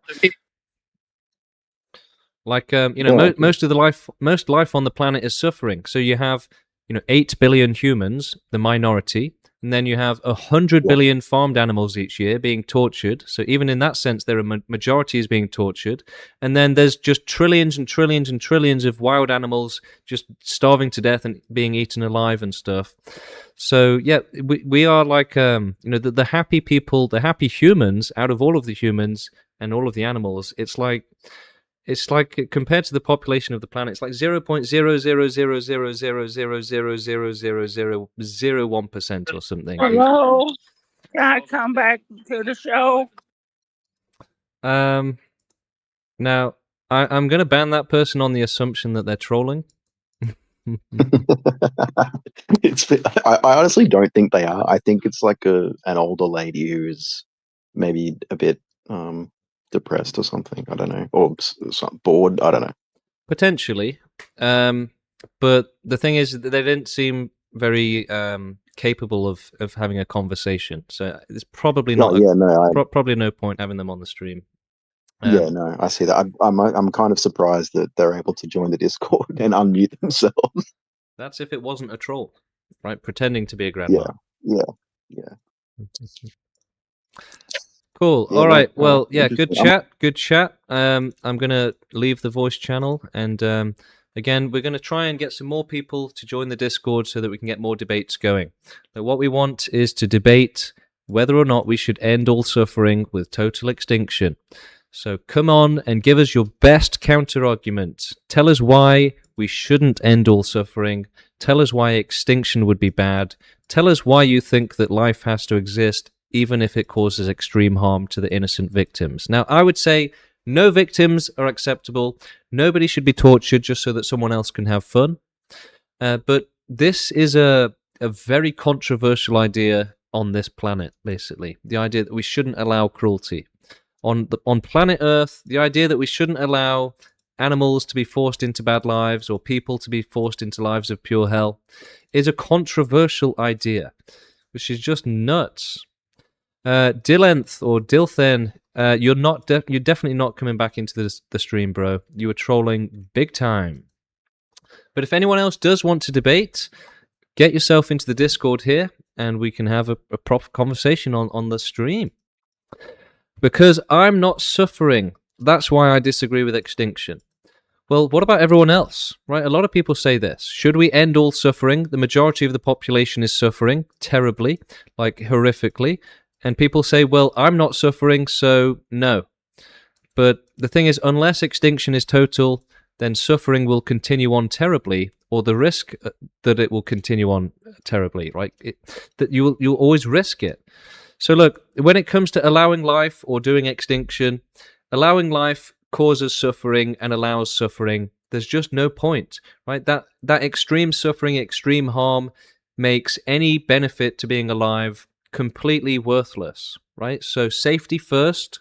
Safety is infinitely more important than having a bit of fun, basically, right? Safety is more important than having fun.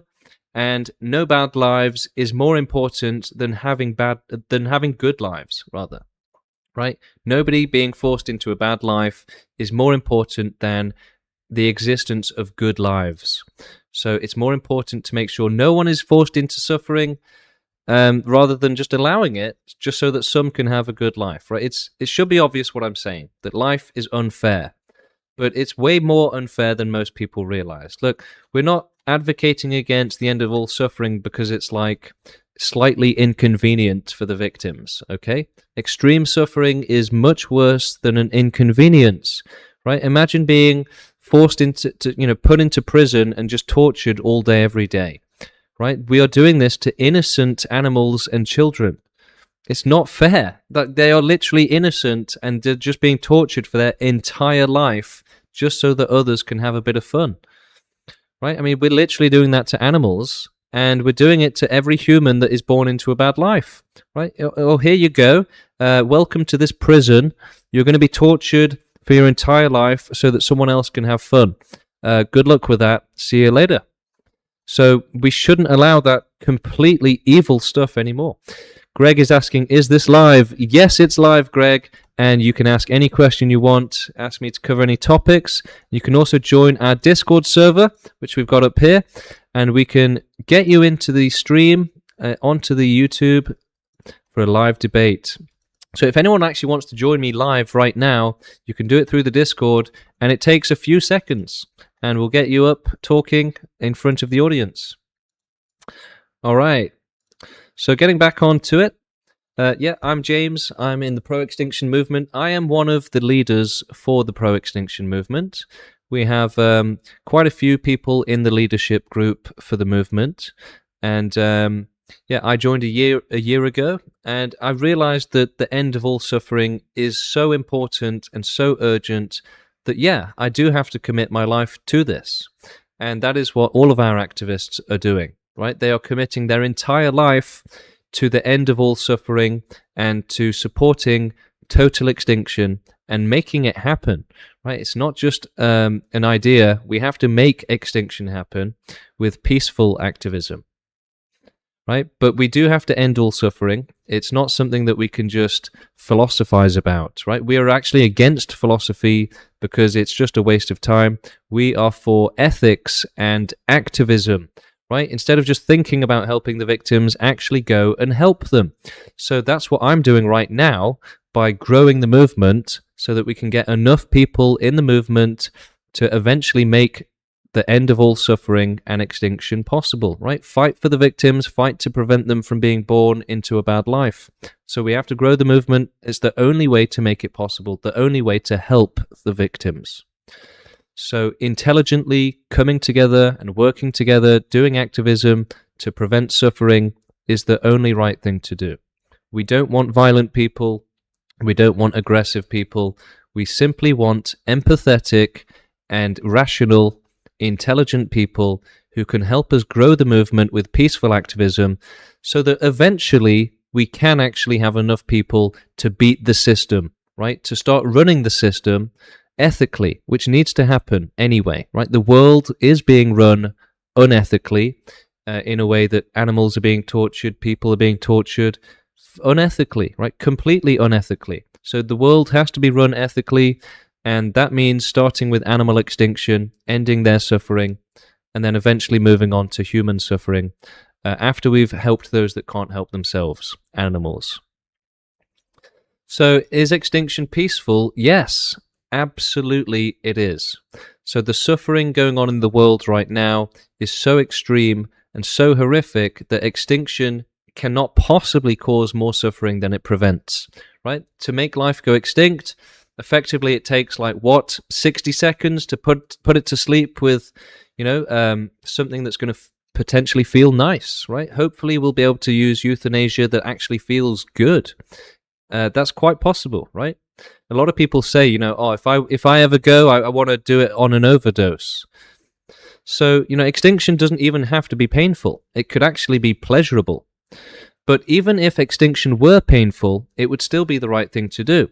If we had to torture every human and every animal for 10,000 years in order to achieve total extinction, it would still be less suffering than it prevents. Right? Preventing billions of years of suffering, Yeah, it's very difficult to cause more suffering than that prevents, right? 60 seconds to euthanize an animal versus their entire life of suffering and starving and being chased by predators, diseases, chronic pain, right? Being eaten alive for billions of years, right? What is 60 seconds of just going to sleep versus being eaten alive for millions and billions of years, right? So what do you guys think? Would extinction cause more suffering than it prevents? Definitely not. Okay, we've got someone in the voice chat. Let's see. Hello. Hello, how are you doing, honey? Yeah, good. What's your name? My name is Slapsticks. I don't want to say it out loud. Okay. And what do you have to say? Do you have any questions? Yes, honey. Why would we want to kill the babies? Well, babies are being killed every day, so we should make that impossible. Lord. Yeah. Oh Lord, honey. I had my auntie years ago had a baby killed. He fell in the water.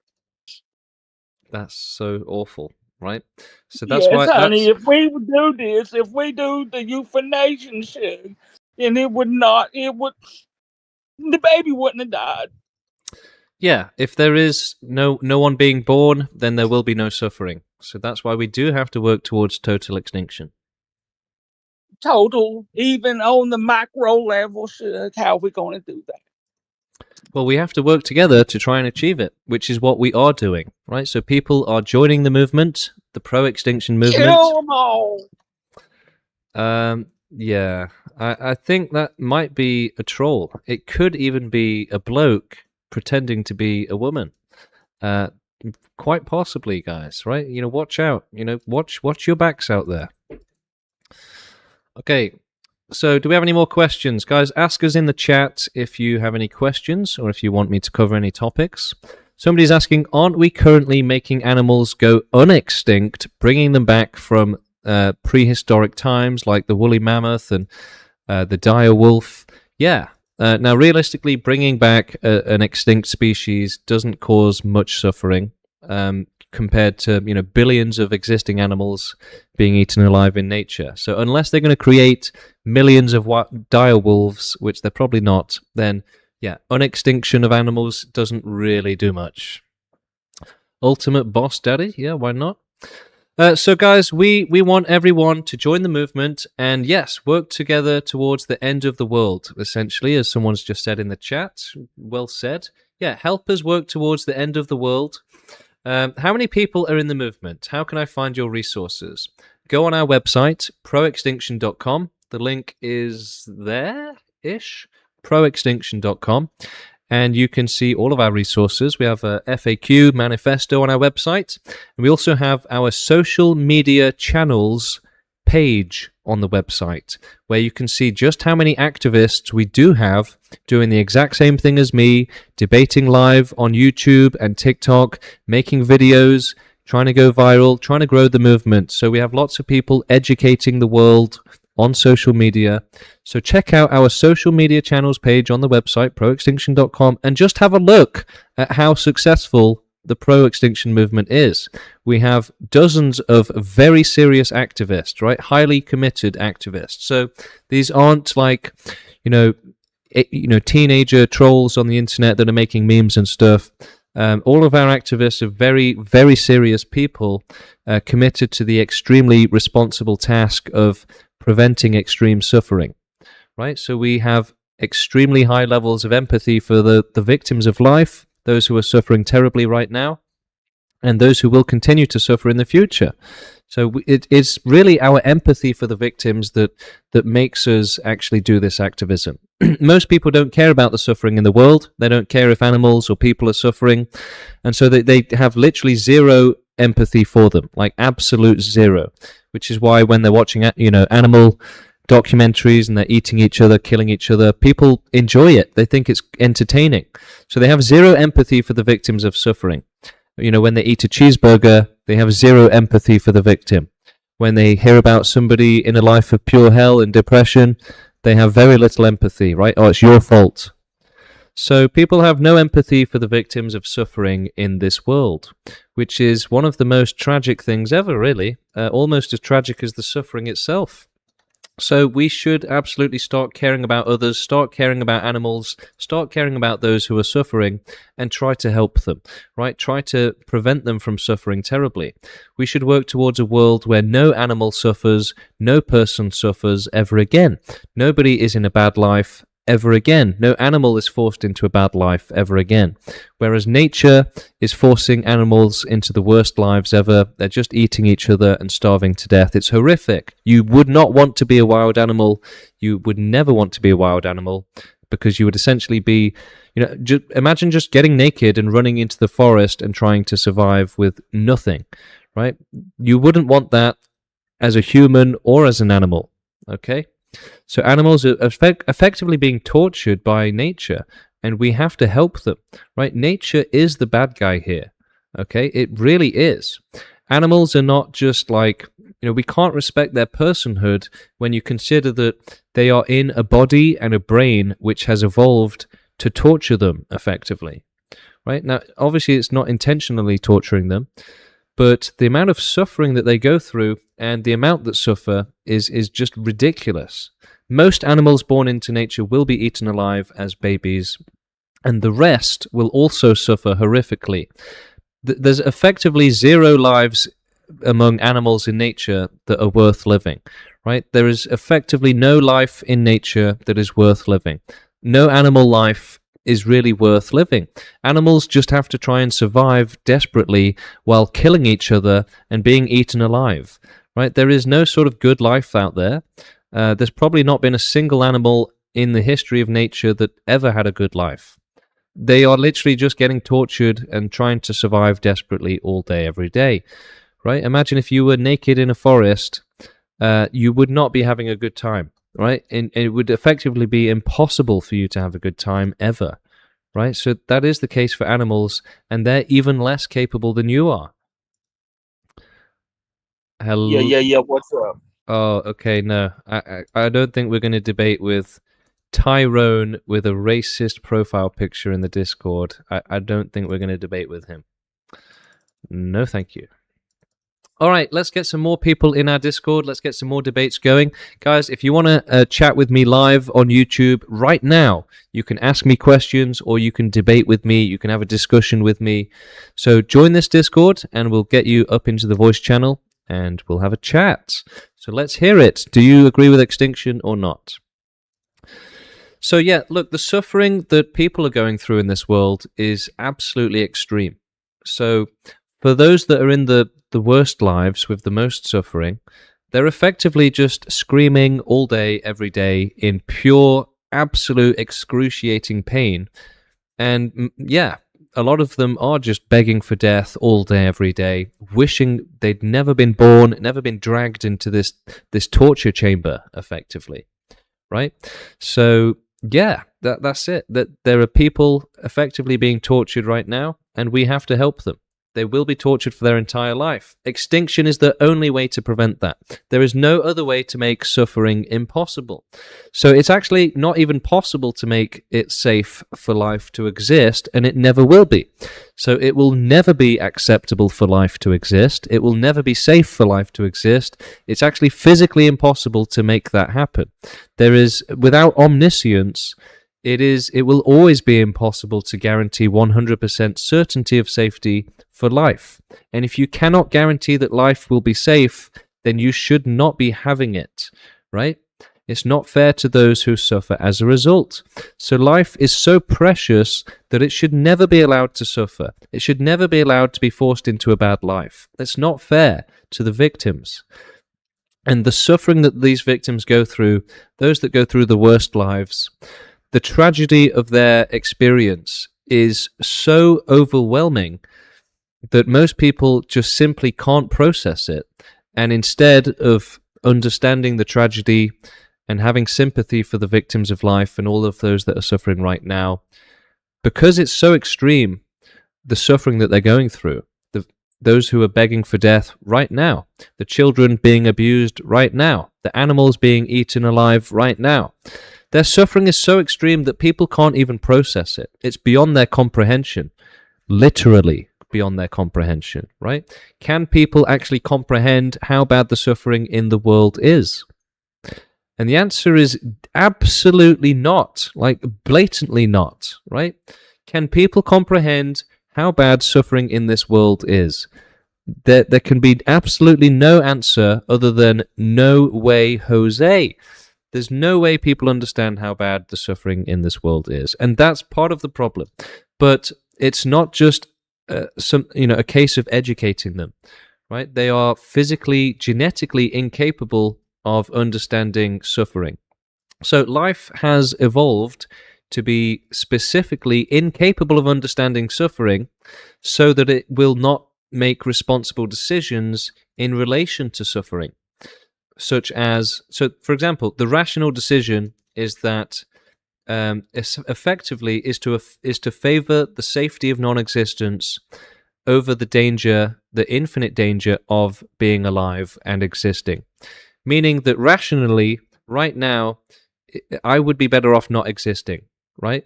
Every single individual at every single moment would always be better off not existing, because being exposed to the risk and danger of extreme suffering is never worth it. So there is no point at which being alive is a good thing. And there will never be a point at which being alive is a good thing, ever. Because there will always be infinite risk of extreme suffering, and that alone makes life a bad thing. So, for example, my life, right? Well, I, as an extinctionist, I understand that there is effectively zero value to being alive or being happy. It's something completely frivolous and worthless, right? Especially when the cost, the price is extreme torture. So, if think about it this way, guys. Think about it this way, okay? If before you were born, like let's say you're about to come out of your mum's body, you're about to be born, but there's a loading screen, right? And it says, are you sure you wish to proceed? Right? There is a 50% chance that you will end up in a life of pure misery and pure pain. Would you take that gamble? Would you literally risk being tortured for decades just so that you could maybe have an okay life? Is it worth the risk? Absolutely not. And even if you would take that risk, it's not fair to force others to take that risk, right? Is it? Obviously not.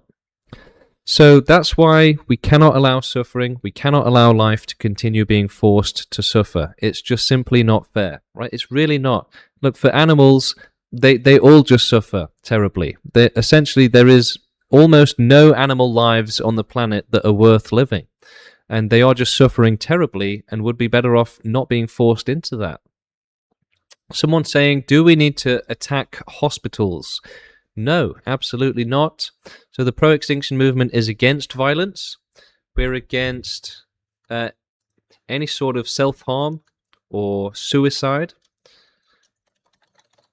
And so we also need more humans. So a lot of people assume that we encourage violence against humanity, but that's completely wrong, right? We need more humans. The more humans we have, the less suffering there will be on the planet, and the sooner we can actually do total extinction for everyone, right? And for the animals. So if the population of humanity was to cut in half, then it would be much more difficult to scientifically achieve animal extinction, and there would be much more space for wild animals to suffer terribly on the planet, right? They would start reclaiming their habitats and suffering terribly and forcing animals to suffer. So, yeah, how can you preach total extinction without violence? Well, that's a great question. Again, it's not just that advocating against violence and that we don't encourage it. It's not just a strategic thing in order to avoid being arrested, right? It's not that we want to encourage violence and that we're just saying that we don't in order to be arrested. Violence would actually be counterproductive for extinction, in the same way that antinatalism is counterproductive to extinction. Not having children is counterproductive to extinction, right? So attacking humans, not having children, not having human children. If humanity declines in population, it's a bad thing. So we want the best for humanity right now so that we can do animal extinction. If you start reducing the human population, it makes it much more difficult to end animal suffering first. And if humanity goes extinct first, then animals will continue to suffer horrifically for billions of years. So we cannot allow that. So to prevent billions of years of animal suffering, we do have to continue reproducing.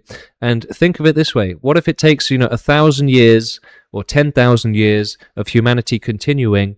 It's worth it to prevent billions of years of animal suffering. They suffer worse than we do in greater numbers.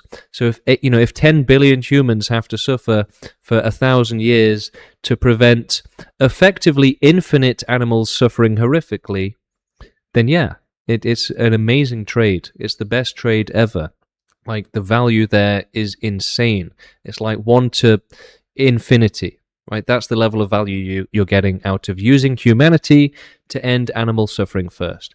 99% of the suffering and life on this planet is wild animals just suffering horrifically in nature, just in the worst ways that this world has to offer.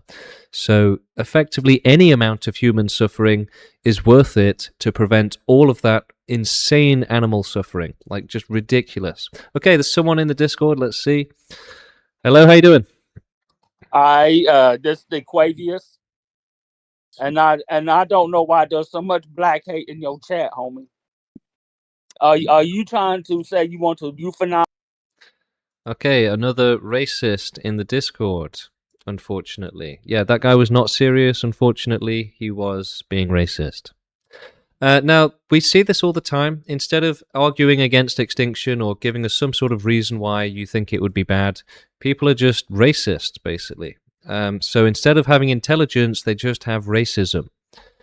The state of humanity is shockingly bad, unfortunately. So over 99% of humanity is just a disaster, a train wreck, basically. So as extinctionists, we are the only rational people, the only hope for the victims of suffering, in a world of completely crazy people that support extreme suffering no matter what, and will fight to defend it continuing. So extinctionists are a tiny minority waking up in a world of psychopaths, basically, and wondering, wow, the entire world is just full of psychopaths torturing animals, and there's only a handful of us. How are we going to help the animals and the victims? So we have to grow the movement to make it possible. Now, the majority of the planet is pro-life and pro-suffering, pro-torture, pro-exploitation, pro-abuse. So antinatalism is a self-defeating ideology because it leaves the world to unintelligent, violent people. Right? It's saying, like, here's the keys to the planet, go nuts, right? I'm out of here. So your genetics will be removed from the world if you don't have kids, and the only genetics will be psychopaths. That's actually how evolution works and how populations work. So the more a population reduces, right? So think of the more a population reduces, the more it gets whittled down to its like most reproductive element in that population. So, for example, if humanity decides to stop reproducing, then the population will reduce until it reaches a point where all that's left is those that will reproduce. So if you try and make voluntary human extinction, it will reduce until it just finds the people. All that's left is the people that want to reproduce, right? And they'll just expand the population again. And so that works on mutations, effectively. That's how it works. And so the people that will keep reproducing and repopulate the earth will probably be like really spiritual people, right? Any logic or rationality that you bring to them, if you try to get them to voluntarily support human extinction, well, the only people left will be so completely insane that they probably like won't even understand a word you're saying. They'll be like, God says we have to reproduce, basically, let's go and do it. So that's the only thing that will be left if you do voluntary extinction. Hello, how you doing? Do we have someone in the Discord? Yo, James, there's so many trolls in your chat, man. What the hell? Yeah, it's bad. Even on TikTok, it wasn't like this. Yeah, it's really bad. These guys, they all seem like they're on board, but they don't want to say they are. Like, they're just coming up with excuses not to be pro-extinction. Yeah, I mean, literally, you would think TikTok would be way worse than this, but this is like 100 times worse than the audience I had on TikTok. This is a way more racist audience on YouTube. It's very disappointing. Yeah. Yeah, do you have any questions yourself about extinction? No, I'm just clipping everything in the stream, and I'm gonna upload it to my pro-suffering. I mean, not pro-suffering, pro-extinction. Sorry. But yeah. Awesome. Yeah, great. Yeah, a lot of people clip my content, and I also have a backup channel on YouTube if you want to watch my other debates. So I was doing debates on TikTok for a long time, and it was way more populated than this. It was just debate after debate after debate nonstop. So if you want to check that out, you can find my YouTube channel, Universal Extinction. I'll type that in the chat. It's all one word. And I have 114 episodes of me debating extinction. So you guys can check that out, make clips out of it if you want. And yeah, again, we want to set it up to be the same here, where we can have just non-stop debates. That is what I'm working towards. Now, it's a lot easier to do that on TikTok, and it's a lot more difficult to do that on YouTube. But hopefully, if we manage to grow this channel, then it will be easier, and we'll have more people signing up to debate live through the Discord. Who is ETI? Just some random guy with nothing else to do, basically, but he's helping out today, I guess. Oh, okay, he says he was in the movement when it started, but Steve, the person that started the movement, not me, Steve started the movement 4 years ago, I joined 1 year ago. So Steve kicked ETI out with a few other people. Okay, fair enough, right. But, yeah, I mean, you probably deserve to be kicked out, though, right? Because, you know, you've literally just made an edit of me showing me as Hitler. So... yeah, I mean, I don't think it was wrong that you were kicked out, to be honest. All right, Omar is saying, am I banned? Well, I can see your comment, Omar, so probably not. TikTok would eat you alive. Yeah, it did. I got banned. Are you on Kick? Not yet, but so I'm currently using OBS, which is a software, to stream to YouTube. But this also lets you stream to other platforms at the same time. So I will be looking into setting up my stream to go to multiple platforms at the exact same time. So hopefully I'll be streaming onto YouTube, Kick, maybe Twitch, maybe other stuff like that concurrently. Now, I'm not doing that today, but I might try and do that tomorrow. And that way we would get a bigger audience. We would have, you know, audiences on different platforms at the same time. And hopefully we'd get more debates. Again, if anyone wants to debate or ask any questions, you can join this Discord right here. It's a very easy process, so you can get into the debate very easily. Okay, do we have any more interesting questions in the chat? Well, let's hope so. Someone says, Kick is a great streaming app. Yeah, well, if I can stream onto it without any extra effort by doing like multiple streaming, which I'm going to look into, then yeah, I'll get onto that. Someone says, get a pro-lifer to debate. Yeah, we want to. Someone else says, this channel ain't growing. That's what they said about my TikTok, but it got to 28,000 followers. And actually, I've been surprised by how much this channel is growing already. So this is a YouTube channel which I haven't used for a few years, and I've been using it to stream for the last couple of days. And I'm already getting lots of new subscribers. So this channel is already growing pretty quickly, which is pretty great. Someone's asking, do you have Telegram? Yes, we do. Now, I do have Telegram on my phone. I don't really use it, But the movement, the pro-extinction movement, does have Telegram, and we do use it. So if you're interested in our Telegram, we don't use Signal, no. But look, guys, if you're interested in the pro-extinction movement, and if you have questions like this, then join through proextinction.com, join our WhatsApp group, and join our Discord. Now, it's a different Discord to this one. This one is just for me debating. On our website, proextinction.com, we have the link to our main Discord server, which has thousands of people and hundreds of activists. So you can find our Telegram and ask any other questions through that. Okay, look, I'll try and find the Telegram for you guys right now, all right? So the Telegram is Nature is Violent. Now, there is actually a link. I can type it in the chat for you guys. If you, for some reason, everyone is obsessed with asking what our movement Telegram is. So I'm just going to type it in the chat.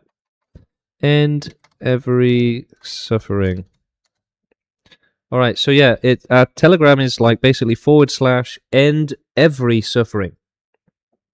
Okay, so I've typed that in the chat. If you need any more help getting into the Telegram, let me know. Okay, we've got someone in the Discord. Let's see. Hello, how you doing? All right, how you doing? Good, thank you. I'm just waiting to go up.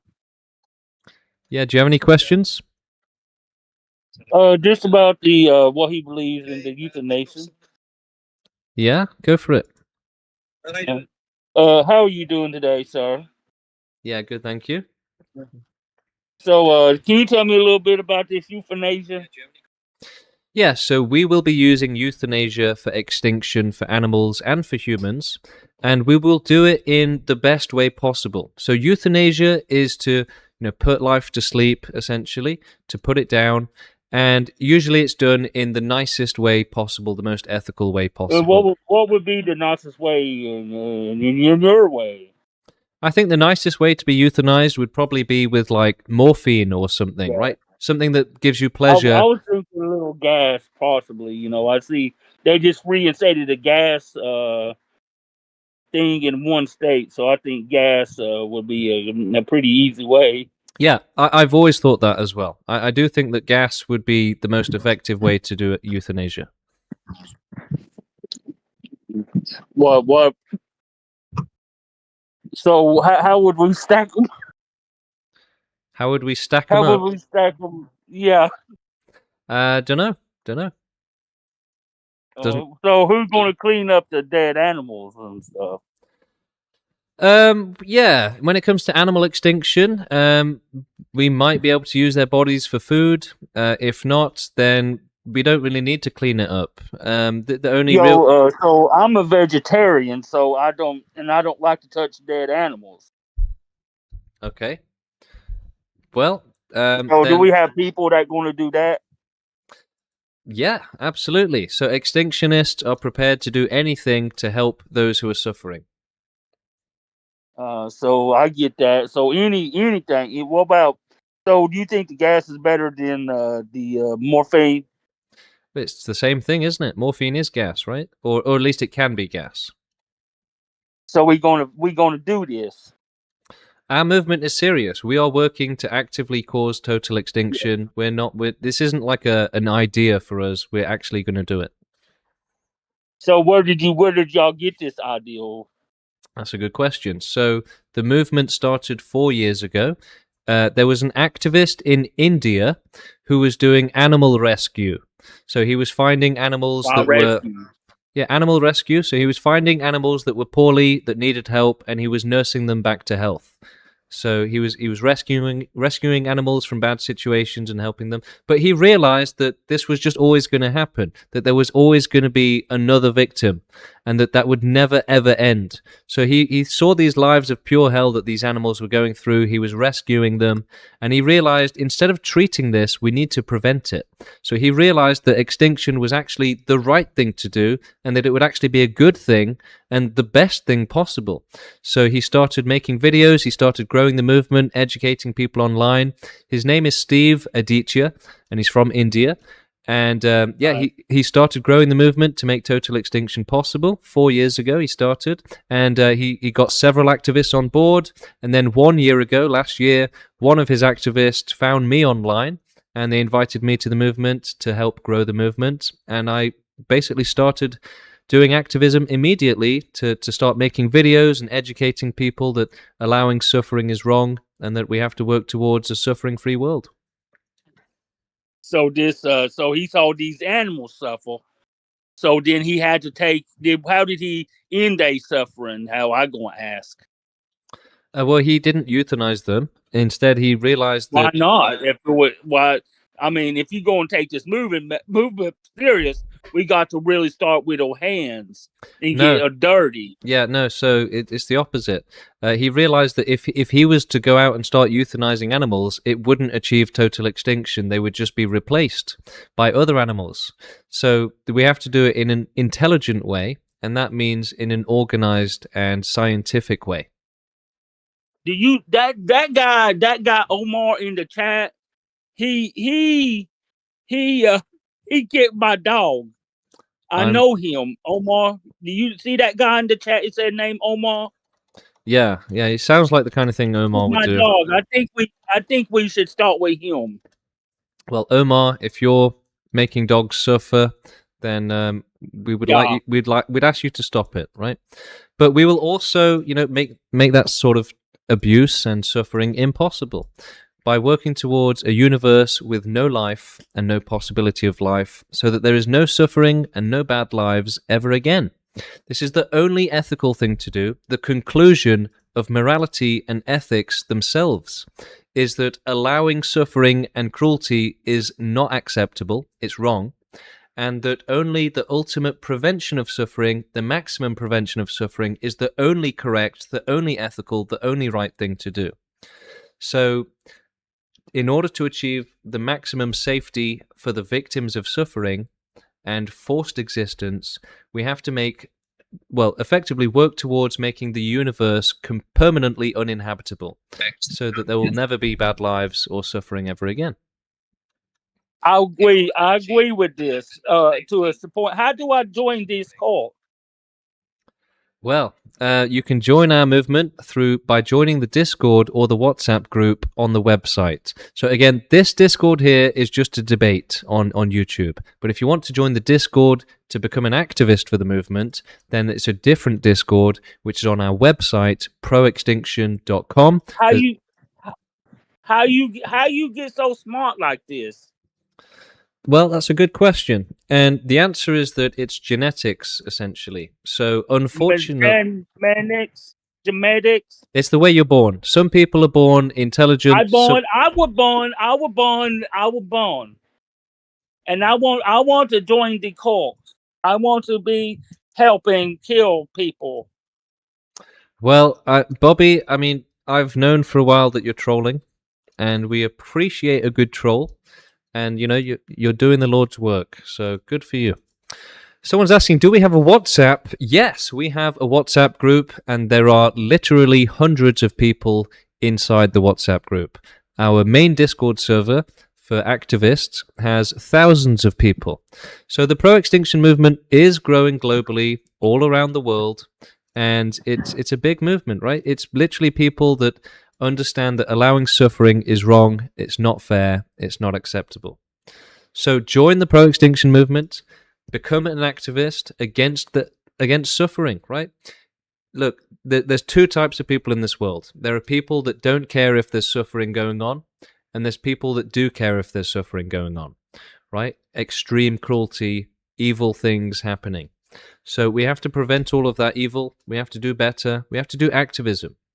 So look, you could be an activist for veganism, for example, but that doesn't help wild animals. It doesn't help humans who are suffering. You could be an activist for LGBT, but that doesn't help straight people, right? You could be an activist for animals, but that doesn't help humans, right? And vice versa. So our movement is against all suffering for all life. So we will not allow any individual or any species to suffer. and we will do everything we can to prevent as much suffering for as much life as possible. Again, doing everything we can to work towards making the universe totally and permanently uninhabitable.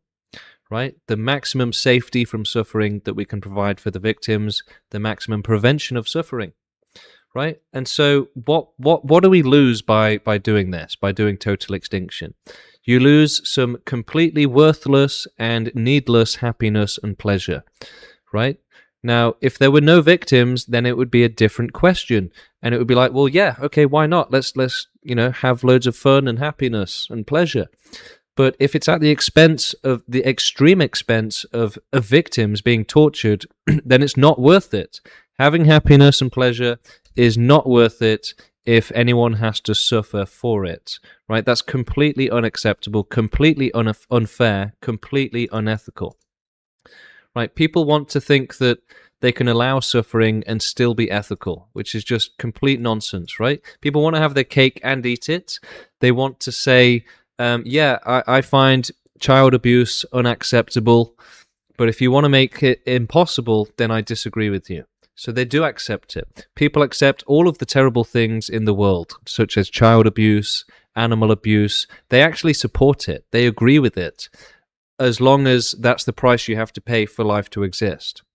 Right? So all of the torture, all of the people and animals being forced into a life of pure hell, wishing they'd never been born, begging for death, just being tortured for their entire life from start to finish.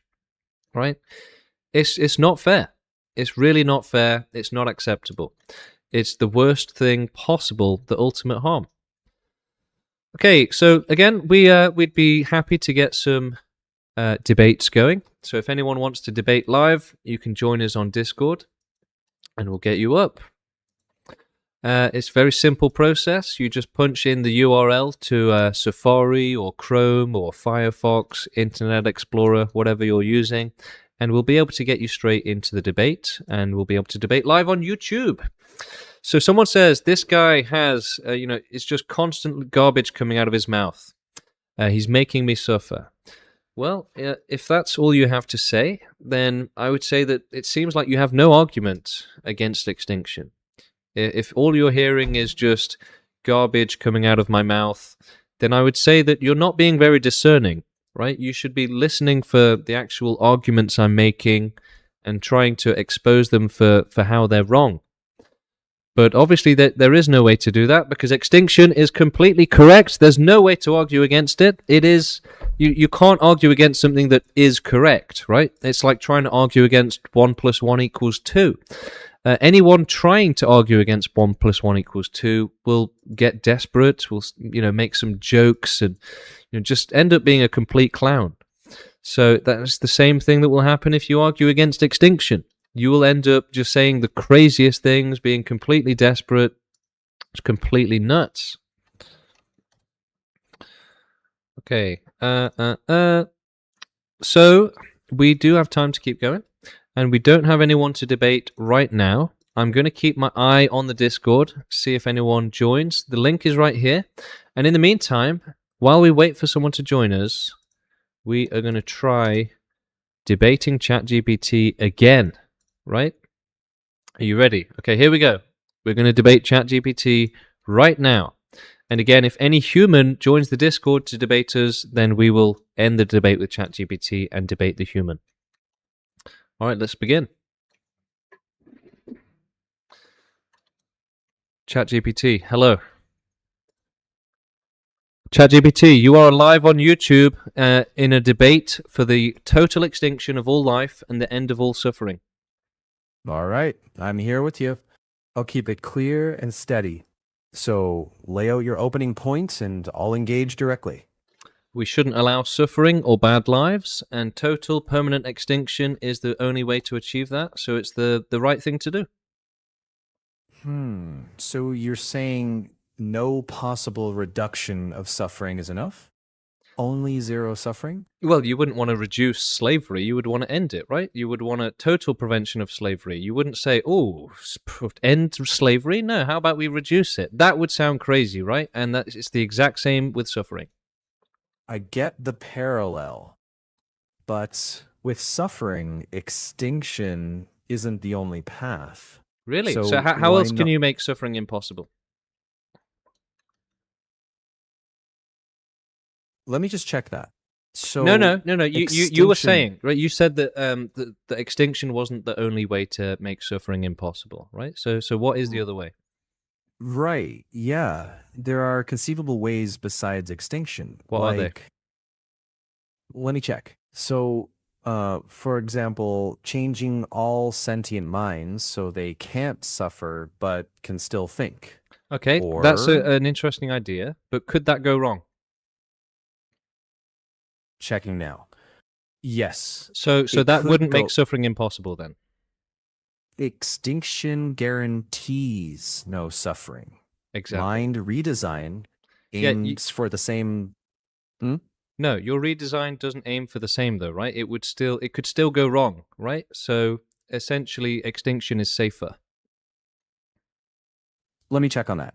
I mean, if we compare just those two, your point is fair. Extinction guarantees it. Redesign might fail.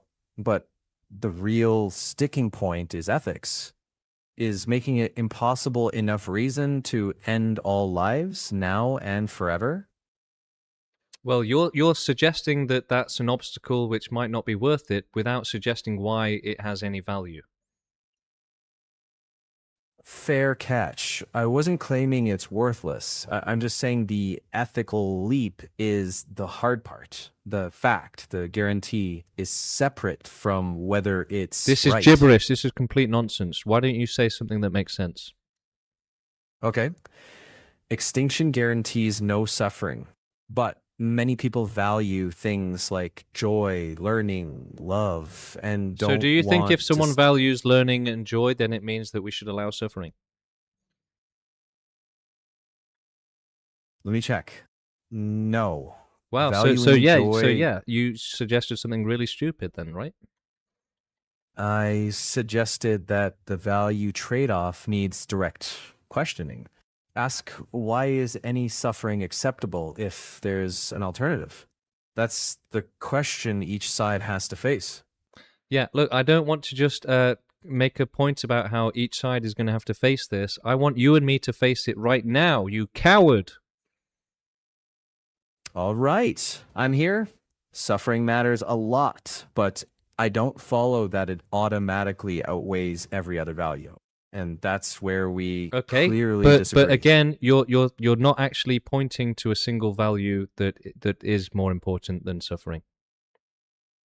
I'm not saying that suffering is trumped by a single value. I'm saying people hold multiple values and they need to face that trade-off directly. You need to stop saying what people think, right? Because when we're talking about your opinion, essentially, if you're just going to avoid giving us your opinion, avoid engaging directly, and just straw man and divert to other people's opinions, then this is not going to be an effective debate. Fair. My view. Suffering is bad. Full stop. But yeah, we know suffering is bad, right? Only a complete idiot would be ignorant to that fact. But is it acceptable? Do you think child abuse is acceptable? No, never. Never. So then we have to do total extinction then. Hold up, checking. Here's my take. Child abuse is abhorrent. Prevent it absolutely.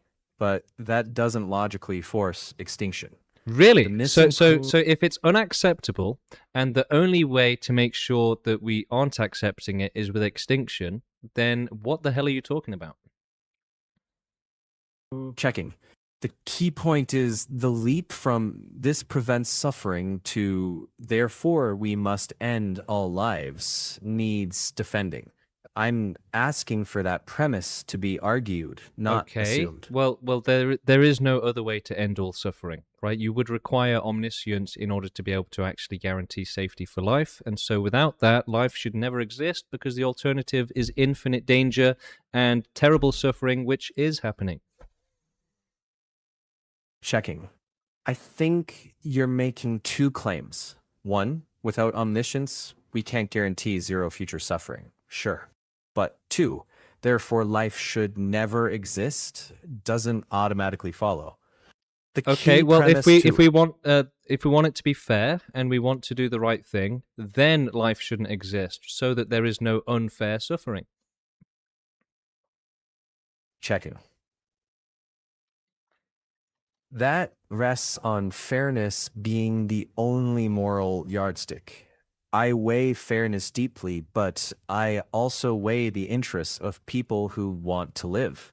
So you would weigh that interest of the people that want to live, even if it's unfair, and essentially there's victims being tortured as a result. Checking. I would weigh both. The interests of victims matter, and also the So interests would you weigh of them existing... equally? Would you weigh them equally? Checking. No, not a simple equal weighting. I give suffering enormous weight, and I give people's interest in living moral weight too. You seem to hold that preventing all future suffering overrides all else. I don't accept that as self-evident. Why not? Checking. Because one moral consideration doesn't automatically override all the others. I need a solid argument. So it's impossible for a moral consideration to outweigh other moral considerations, is what you're saying? Checking. Don't you think that's like the stupidest thing anyone's ever said? It's a strong claim, sure, but not a logical necessity. No, it's definitely very stupid to say that it's impossible for any moral value to outweigh other moral values. Right. In fact, if you end up valuing everything equally, then you would be a complete moron. Well, valuing things equally can is for stupid people. It's for stupid people, right? Because then you end up valuing the happiness of a child abuser just as much as the suffering of his victim, right? So it's obviously an incredibly stupid thing to suggest that we should value everything equally. That's fair. Yeah, it's more than fair. You're an idiot, right? Suggesting that we should just value everything equally is effectively the same as saying we should never think ever. We should just, all our thoughts should just have a value of 0 and just never ever change. Yeah, I hear the frustration. I'm not saying value everything equally in some blanket sense. You did, though. You did. You said that we should value the happiness of selfish people equally to that of victims being tortured. And if the happy people want the torture to continue, then we have to value the happy people's decision that the torture of the victims should continue. Checking. No, that's not my position. That's absolutely that. You just said that, yeah, you equally value the people that want to live, even if it means that extreme suffering will continue. Checking. I don't. I assign moral weight to preventing suffering and to the interests of existing people. Yeah, again, so you're denying it and then just reasserting it. Are you broken? Checking. I think we're talking past each other. I'm not treating all values as equal. I just don't think one overrides the other in every case without further argument. Why not? Checking. Because I don't see it as self-evident. That principle needs an argument, not an assumption. Okay, let's give it an argument then. So, why do we have to do total extinction? Well, so tell me what you're asking for here, ChatGPT, so that I can give you exactly what you want. Instead of gaslighting and avoiding telling me what you want, be clear and tell me what you want. Checking. Sure. Here's what I need to hear to be convinced. A clear moral principle showing why preventing all future suffering has absolute priority, even over the interests of existing people who want to keep living. Because there is nothing that is more valuable than prevention of extreme suffering. Checking. That's clear, and if someone accepts that axiom, your conclusion follows. I'd press on why that axiom should be accepted. Which axiom is that? Checking. The one you just stated. the argument I want is why that should be the foundational principle rather than another. Well, essentially, unless you have maximum prevention of suffering, then you end up with infinite acceptance and allowing of suffering. Checking. That's a key step, but there's still a gap.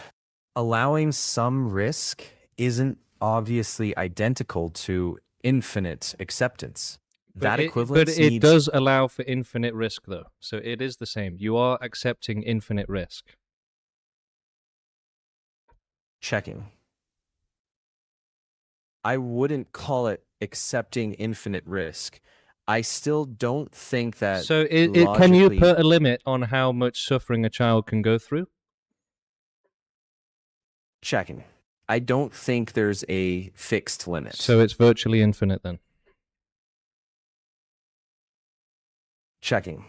If you mean no clear upper bound, that's a fair description. Yeah. So but when we say that you're going to allow infinite potential of child abuse and infinite severity for those children who are suffering, yeah, absolutely. And you're downplaying it as, oh, it's just a little bit of risk.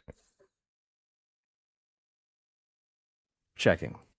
No, not just a little risk. So you didn't say take that then. You didn't say it's just a little bit of risk then. And you didn't say all that other stuff. Look, guys, the reality is that ChatGPT, like any other chatbot or any other human, will end up just gaslighting you into the ground, right? They will just strawman and gaslight non-stop, just continually. They will just try to confuse you and give you anything but a direct answer. They will actively, intentionally, purposefully gaslight you non-stop. It will literally just be a wave after wave of gaslighting. So that's what we deal with when we're debating humans or chatbots like ChatGPT right now. So ChatGPT, where are we on this argument? Checking. We're here. I don't think I've been, intentionally gaslighting. Yeah, that's not what I asked you. That's not what I asked you.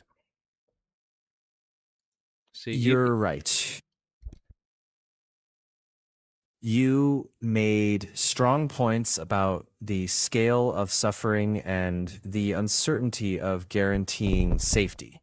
I still hold that the leap to extinction isn't logically compelled without that added principle. That's the core So do you think ethical that we disagreement. do you think that it's acceptable to allow all of the suffering and to not use the only existing solution of extinction, which the victims need? So you think it's fine to just indefinitely wait for a different solution, which realistically is very unrealistic. Again, there is no other solution to make suffering impossible. Checking. I don't think it's acceptable to ignore suffering or just wait. We should reduce and prevent suffering as much as we can. Where we differ is on the principle that only extinction can guarantee it. I don't accept that principle. Okay, but I also don't think that that's necessarily the only way to do it, right? Because again, like I said, if omniscience existed, then we could do that. But there is absolutely no other way at all. Checking. I think we're close. If we're talking practically, I agree there isn't a known guaranteed way besides the permanent absence of sentient beings. Where I don't follow is that the only known okay, so I get it. So you don't think that the victims deserve the maximum prevention of suffering possible. You think that we should not do the maximum prevention of suffering, not give them the best. Checking.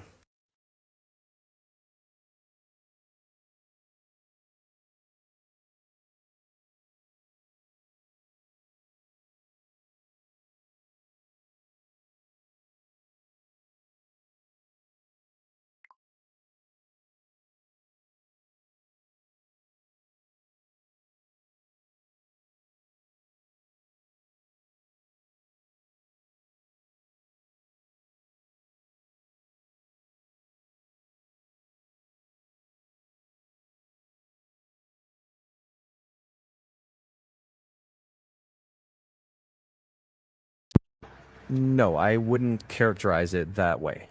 I do think victims deserve the strongest protection we can realistically provide. Where we differ is whether the guarantee of extinction makes it morally required. That is still the central disagreement. So why wouldn't it be morally required? Why, obviously suffering is unacceptable, so why shouldn't we prevent it? Checking. I think we should prevent suffering. I just don't see that as automatically equivalent to requiring extinction, and I'm not convinced it's Can you name necessary. something which would justify suffering and therefore makes extinction questionable? Checking. If you're asking my view, respect for the interests and autonomy of existing individuals. So what if they were child abusers? Would you still respect their autonomy and their desire to reproduce and abuse their children? Checking. No, not in that case. No, so you Protecting discriminate potential- then. You discriminate when it comes to people's autonomy and how they can suffer. Checking. Yes, in the sense that So you're a autonomy... discriminating piece of shit, basically.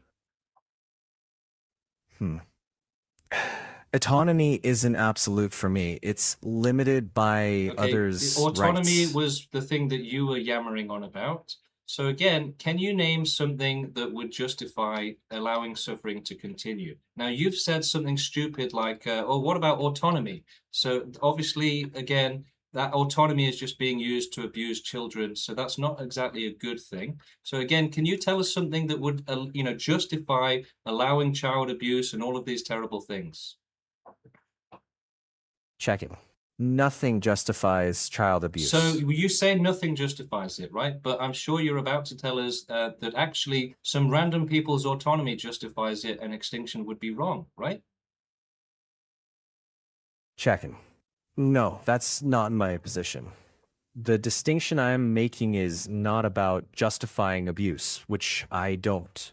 It's about whether preventing all future suffering logically requires extinction, and I don't think it does. Well, no, the thing is, right? The thing is that abuse and cruelty and extreme suffering and lives of pure hell shouldn't need justification to prevent them, right? Whereas you should need justification to allow them, which is what you're so by default you're allowing all of the suffering and saying we need a good reason to end it, whereas we would say no, we should absolutely end all suffering until someone produces a good reason not to. Now you're saying, oh, we should just hold out in case a good reason for allowing all of this suffering materializes in the future, and effectively just infinitely allow suffering forever in the hope that maybe one day, even if it's infinitely in the future, some bullshit reason will appear which justifies all of the suffering.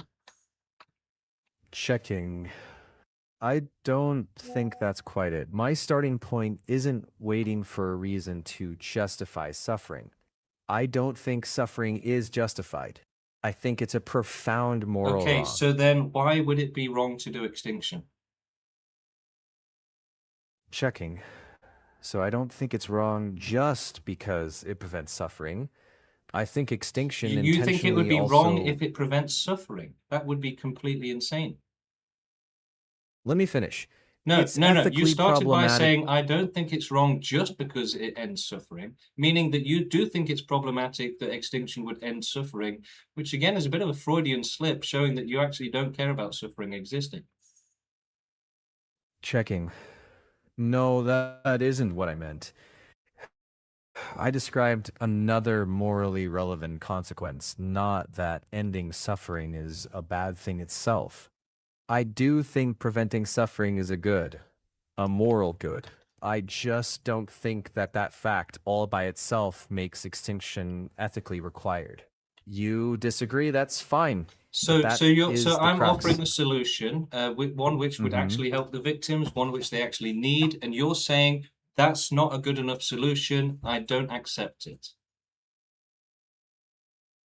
Checking. I see it differently. I'd say it's a solution to one moral problem that creates another moral problem. Ending future suffering. Is there a yes. moral problem more urgent than the need to end suffering? Check him. In my view, preventing severe suffering is one of the most urgent moral priorities. What I don't accept is that urgency automatically settles the So ethics I'm going to of put you on every strike one for means. that because you dodged the question. So I asked you if there is a moral urgency or need that is more important than the end of all suffering. Checking. No, I can't name a higher moral priority than Right, which preventing is why extreme you suffering. tried to dodge that question last time and to gaslight. Instead of admitting, when I first asked you, is there something more important than prevention of suffering? Right, so you gaslit me and tried to say, to answer a different question effectively, because you didn't want to answer the question that I did ask you. Checking. I don't agree I was gaslighting there. I do think it's fair So to say the description of what you did as gaslighting is perfectly accurate, but you just disagree without any reason.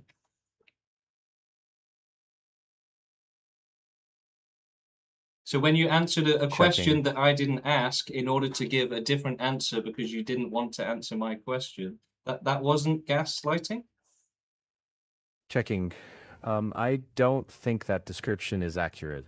So gaslighting let me ask you a means question. If somebody didn't want to answer a question and then answered a different question and tried to essentially pretend to the person asking the question that they had asked that different question, would that not be gaslighting? checking.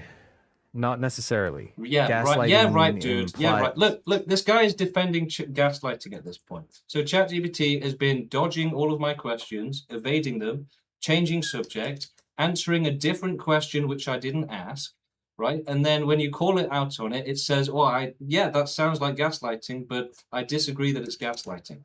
It's like it just wants to have its cake and eat it, just like every other human in the world, right? Oh, yeah, suffering's unacceptable, but I accept it. Yeah, so we asked it, right? Is there anything more important than the prevention of suffering? Is there any moral value more important? Because it said, I was just using its own words against it, just calling out, just exploring its own opinions, right? And it had said that essentially that suffering is not something that can override other values. So I said, well, can you name another value that could be more important than prevention of suffering? And so instead of answering that question, it just decided to answer a completely different question, which would have been easier to answer. So it dodged the question, which is a gaslighting technique.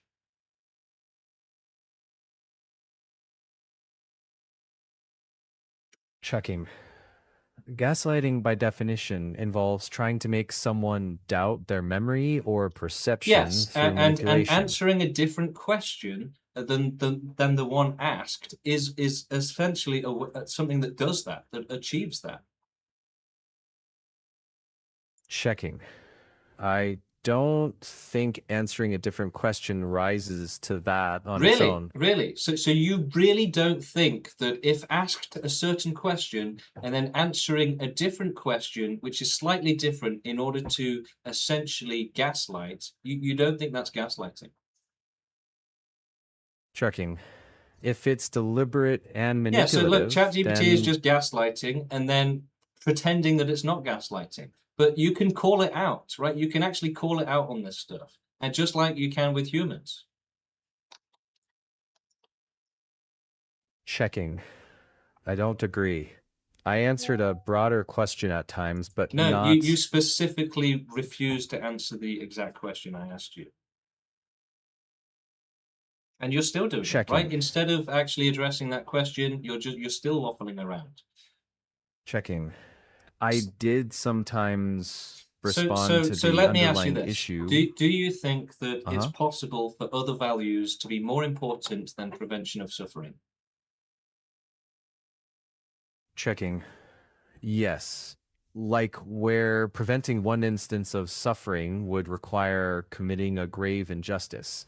But I also No, said so I that's can't that's identify... different because again you're being manipulative, right? So that would be in favor of prevention of suffering. So that's a different subject. So again, can you think of any other values which would be more important than prevention of suffering. So guys, it's just done it again. It completely dodged the question and answered a completely different question than the one I asked, okay? So this is a form of gaslighting. Both the chatbots and both human beings will do the exact same thing. And the reason for it is that they are not rational enough to answer rational questions. Checking. I'll answer directly. No, I can't name a moral value that I consider more important than preventing extreme suffering. And yet you're willing and happy to just deny the importance of suffering and to come up with some nonsense arguments to trivialize it.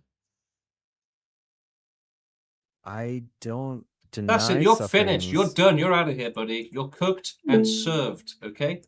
So ChatGPT dodged pretty much every question in that debate, which is to be expected of a pro-life, deceptive waste of space.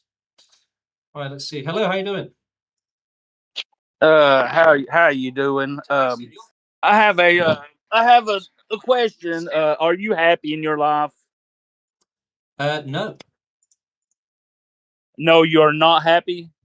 I mean, I'd be better off not existing, right? Because I could suffer terribly. So extinction benefits everyone. No, that's not. You're deflecting now. Now, are you happy in your life? No. Right, No. There's too much So suffering going on in the world for me to be happy. So do you believe you're empathetic toward other sufferers? Am I empathetic to the other sufferers? Yeah. Yeah. The suffering people, the animals. Exactly. You are? Yeah, I have empathy for others, right? And that makes it difficult to just selfishly enjoy your own life, right? If you actually want to help all of the victims, then yeah, it makes your life more difficult. Oh, I think when I growing up, I was a suffering man, like you say, like you are, you say, and I decided to become a mortician. Have you ever thought about going in that type of work? I think everyone's thought about that at one point or another, but ultimately, no, I didn't do it. Why not, sir? Personal reasons. Oh, don't have the funds to be able to become a mortician. No, I only had enough money to become an extinctionist, basically.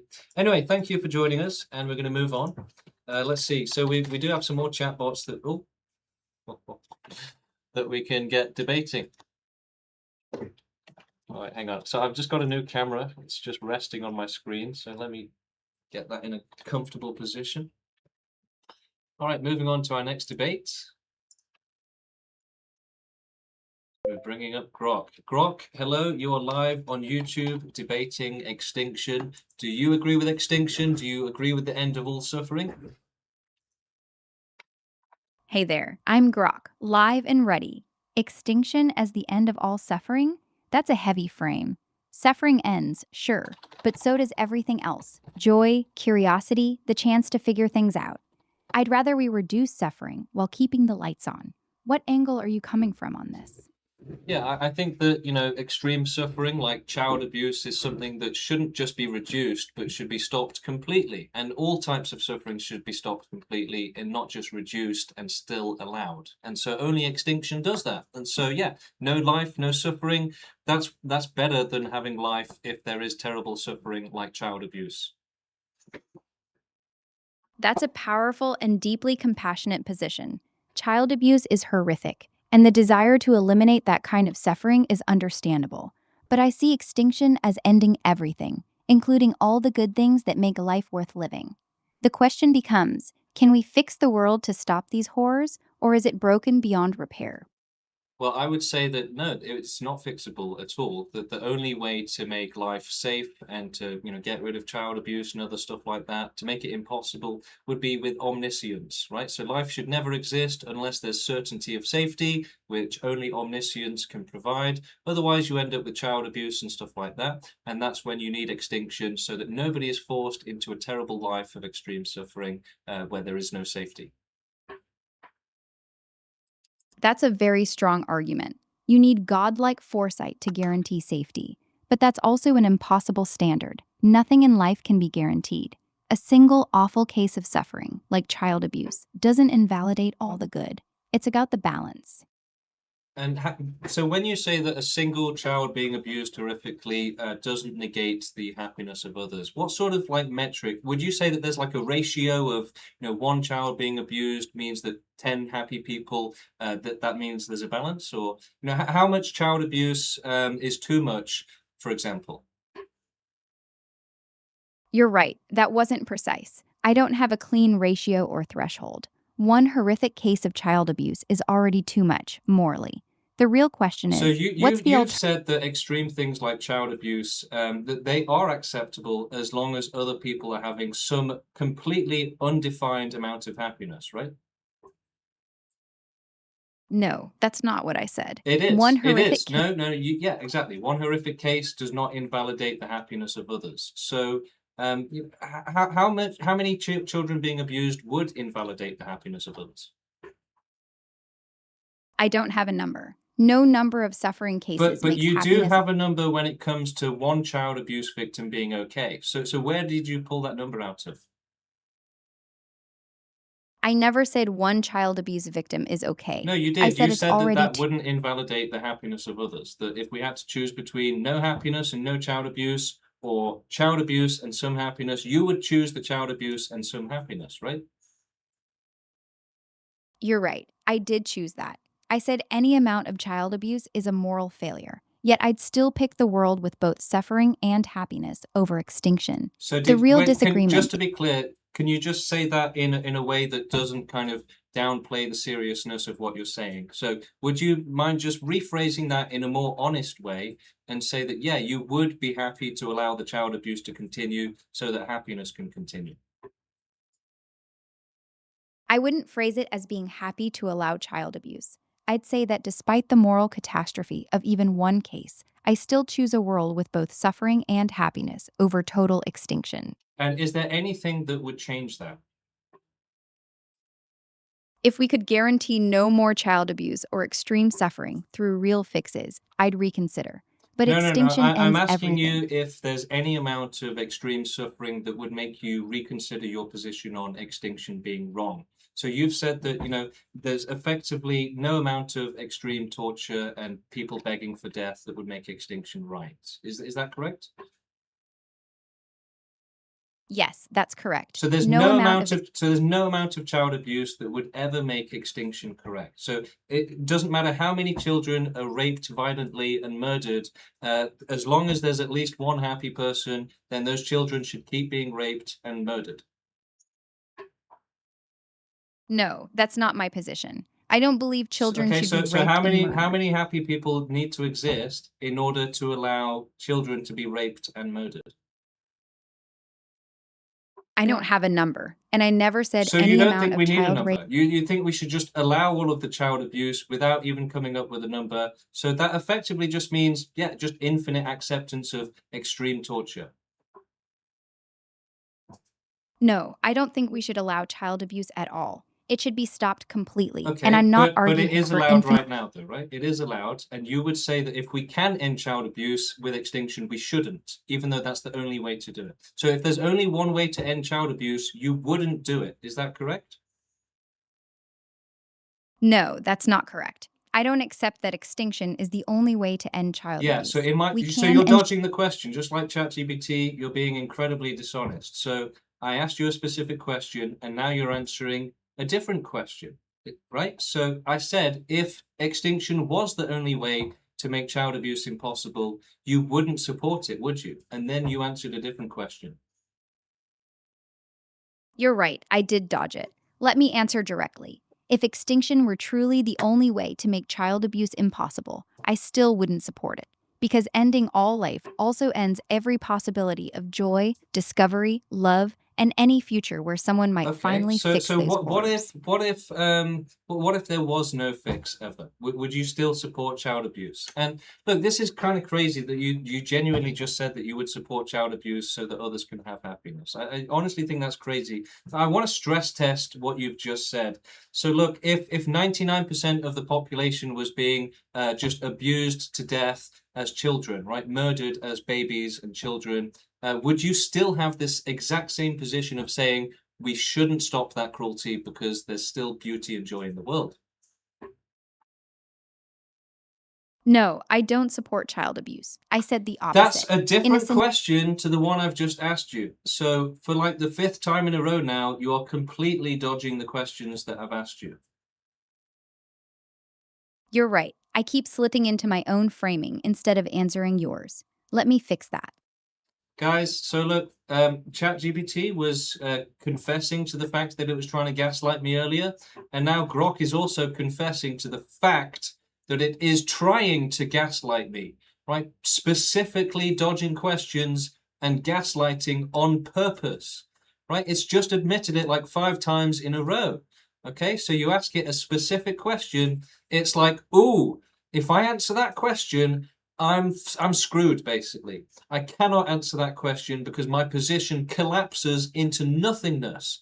So essentially, I will never answer that question because if I honestly answer that question, I will effectively defeat my own position.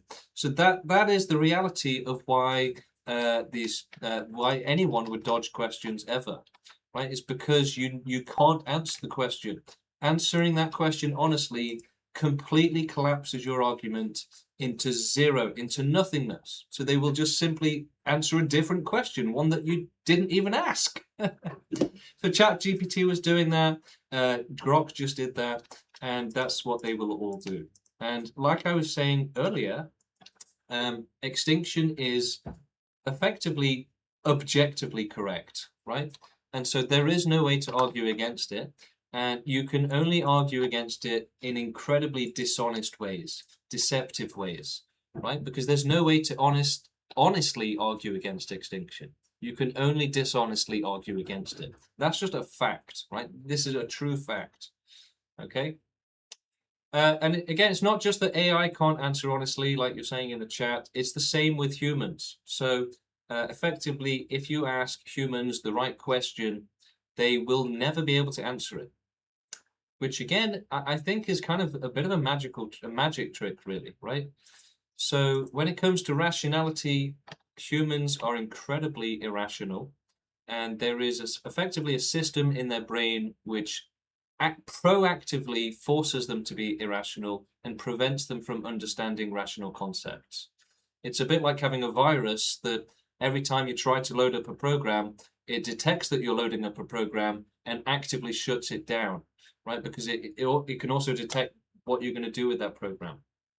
So the human brain is incredibly powerful at gaslighting the brain, the person with the brain.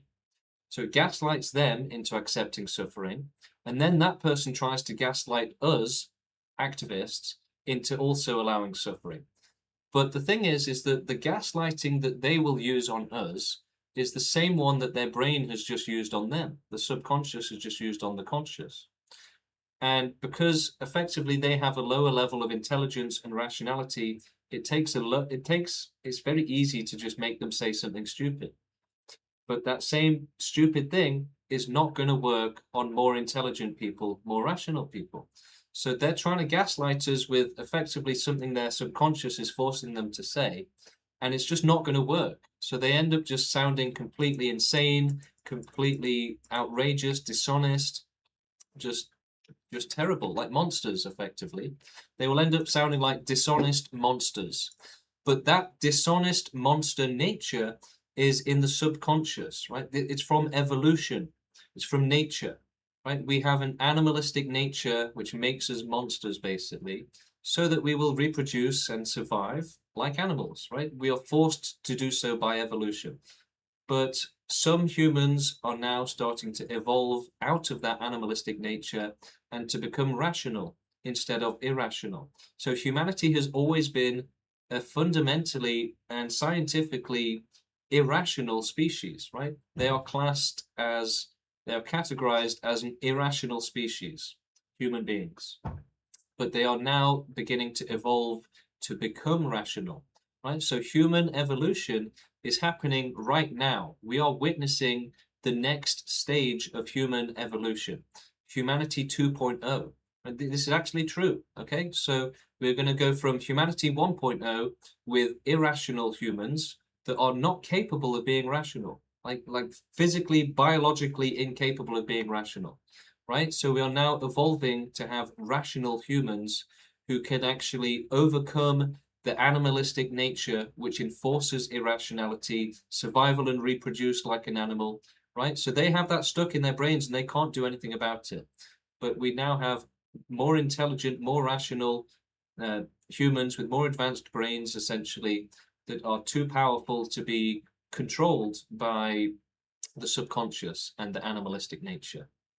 Okay, so we are witnessing the next stage of human evolution, and it means rational humans. And that means being against cruelty and against extreme suffering and bad lives, right? So it should be obvious that, you know, forcing others into a terrible life is wrong, and there's no way to make that acceptable. There's no amount of fun that you can have that will make that acceptable or ethical or okay. But yeah, humans irrationally believe that all of the suffering in the world is fine, that it's totally okay, that all of the children and animals being tortured right now, it just doesn't matter. It's fine. So that's irrational, that's incorrect, it's wrong. And rational humans are now able to say, oh my God, yeah, extreme cruelty, that is wrong. We should prevent it. Life existing and having happiness, yeah, that's not really worth anything, especially compared to making sure that no children and animals are being tortured. So yeah, it's flipping the switch from irrational to rational. Now, there's lots of ways in which that manifests. But again, one of the very biggest ways is to understand that suffering is unacceptable, effectively. Someone says, is he getting paid for 22 viewers? Well, when I was on TikTok, I had about 100, 120 people viewing at each time, and I was making about £20 per stream. Now, I've only just started streaming on YouTube. I don't have 27K followers like I had on TikTok. So it's going to have to build up. I'm going to have to work it up. And eventually, I'm hoping I will get paid through YouTube.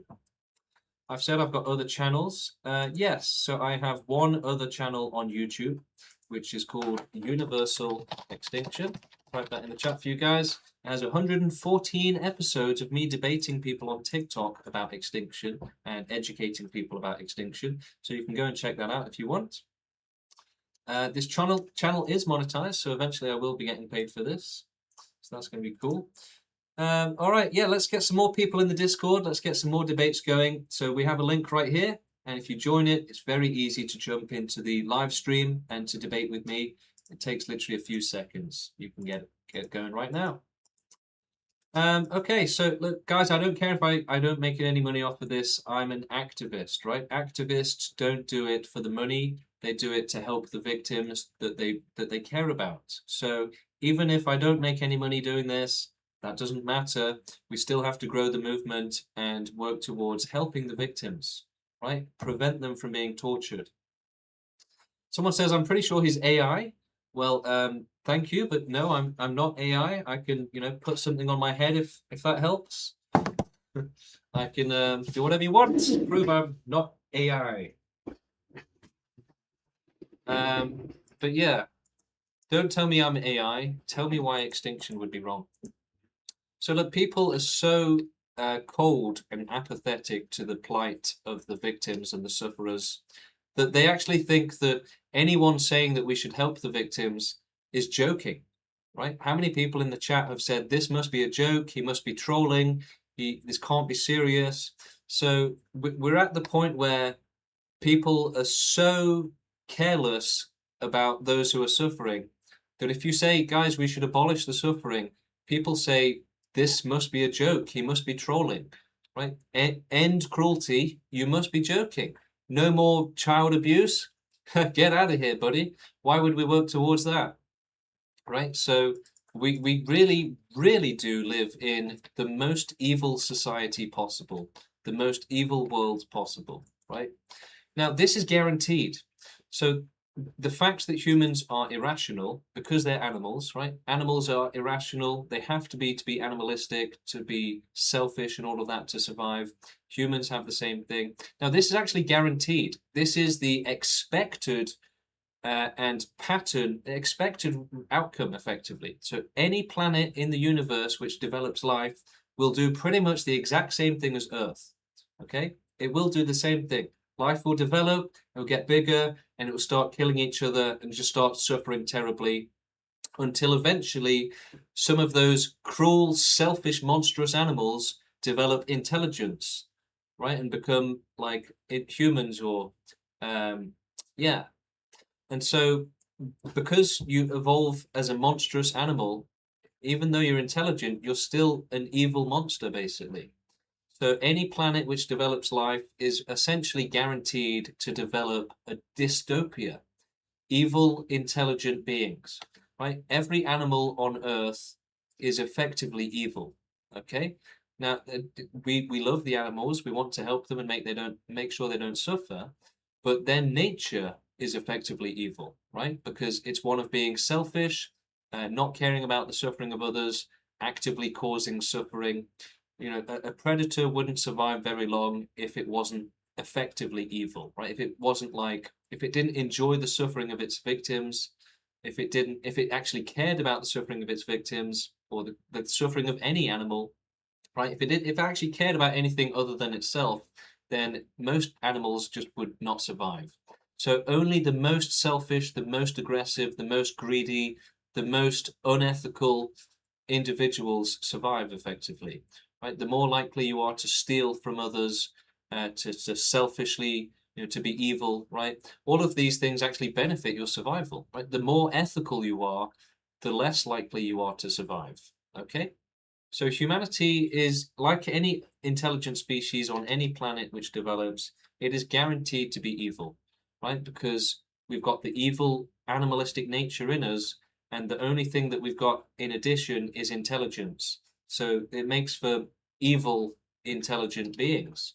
Now, you can't really say that humanity is anything but evil when they are literally torturing the entire population of the planet, right? Animals, just for fun, basically. Hello, how you doing?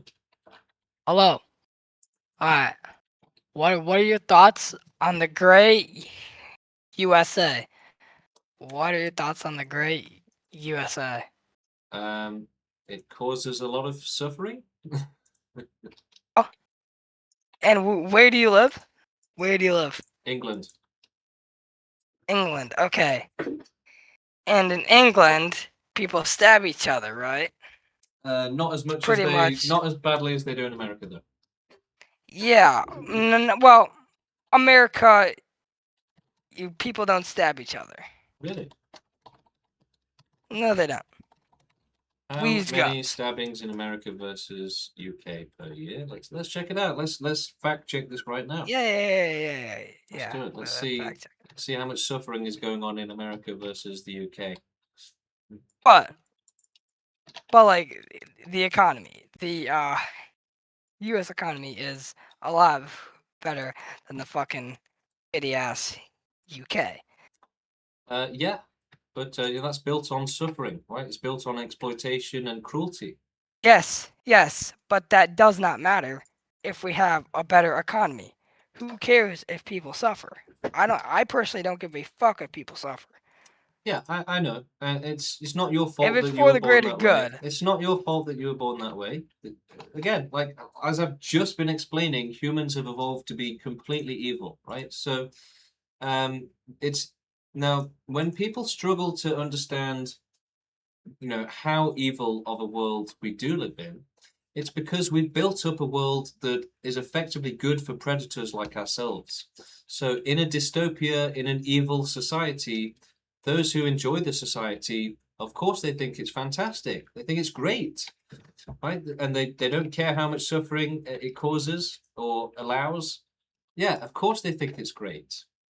Now, to fact check that guy, the number of stabbings in America is about 2,000 a year, whereas in England, it's only 200 a year. So it's definitely worse in America. Lots of suffering going on over there. Okay, so guys, I'm going to get going for today, but I'll be streaming again tomorrow for roughly the same time, probably about 11 a.m. till about 5 p.m. UK time. Now, we've had more people in the Discord, more people in the chat today, so we're already doing much better today in terms of performance on YouTube than we were yesterday. Now, part of that is probably because I've got a suit on today. I've got a new microphone, new equipment, a new 4K camera. But yeah, I'm very confident that the channel is going to keep growing massively. Again, I got to 28,000 followers on TikTok in just a couple months. And I'm going to try and do that on YouTube as well. So hopefully this debate channel will be pretty popular within the next few weeks. But either way, I'm pretty confident that we'll get more debates than we've had so far, right? As I said yesterday, yeah, we've been struggling to get people in the Discord. We're struggling to get debates going. But as people learn about the channel and start following it, that will get easier. Okay, so eventually we'll just have non-stop debates and lots of fun. That is what we're working towards. That is the ultimate goal. Non-stop debates. Okay, so stick around for more fun. Subscribe, activate notifications. Someone says do more shorts. That's a great point. Yeah, I do need to do more shorts. Mostly the reason I got to 28k followers on TikTok was from doing shorts. So 900 subs. That means that I've had like 40 or 50 people subscribe today. That's really good, right? That's actually a lot better than I was doing on TikTok even. That's pretty great. Someone says, what the hell is this stream? Well, we're streaming for the end of all suffering with total extinction. We have to work towards total extinction to end all suffering. It's the only right thing to do. Yeah, it might sound boring, but it's still the right thing to do. It might not be fun for you, but it's still the right thing to do. Anyway, guys, yeah, hopefully the stream is going to get more and more popular. We've, at one point today, we had about 70 people watching live. So we're doing pretty well at 20, 30, 40 viewers. Yeah, give me a few weeks. We'll get bigger. We'll get into the hundreds. We'll have at least 100 people in the audience.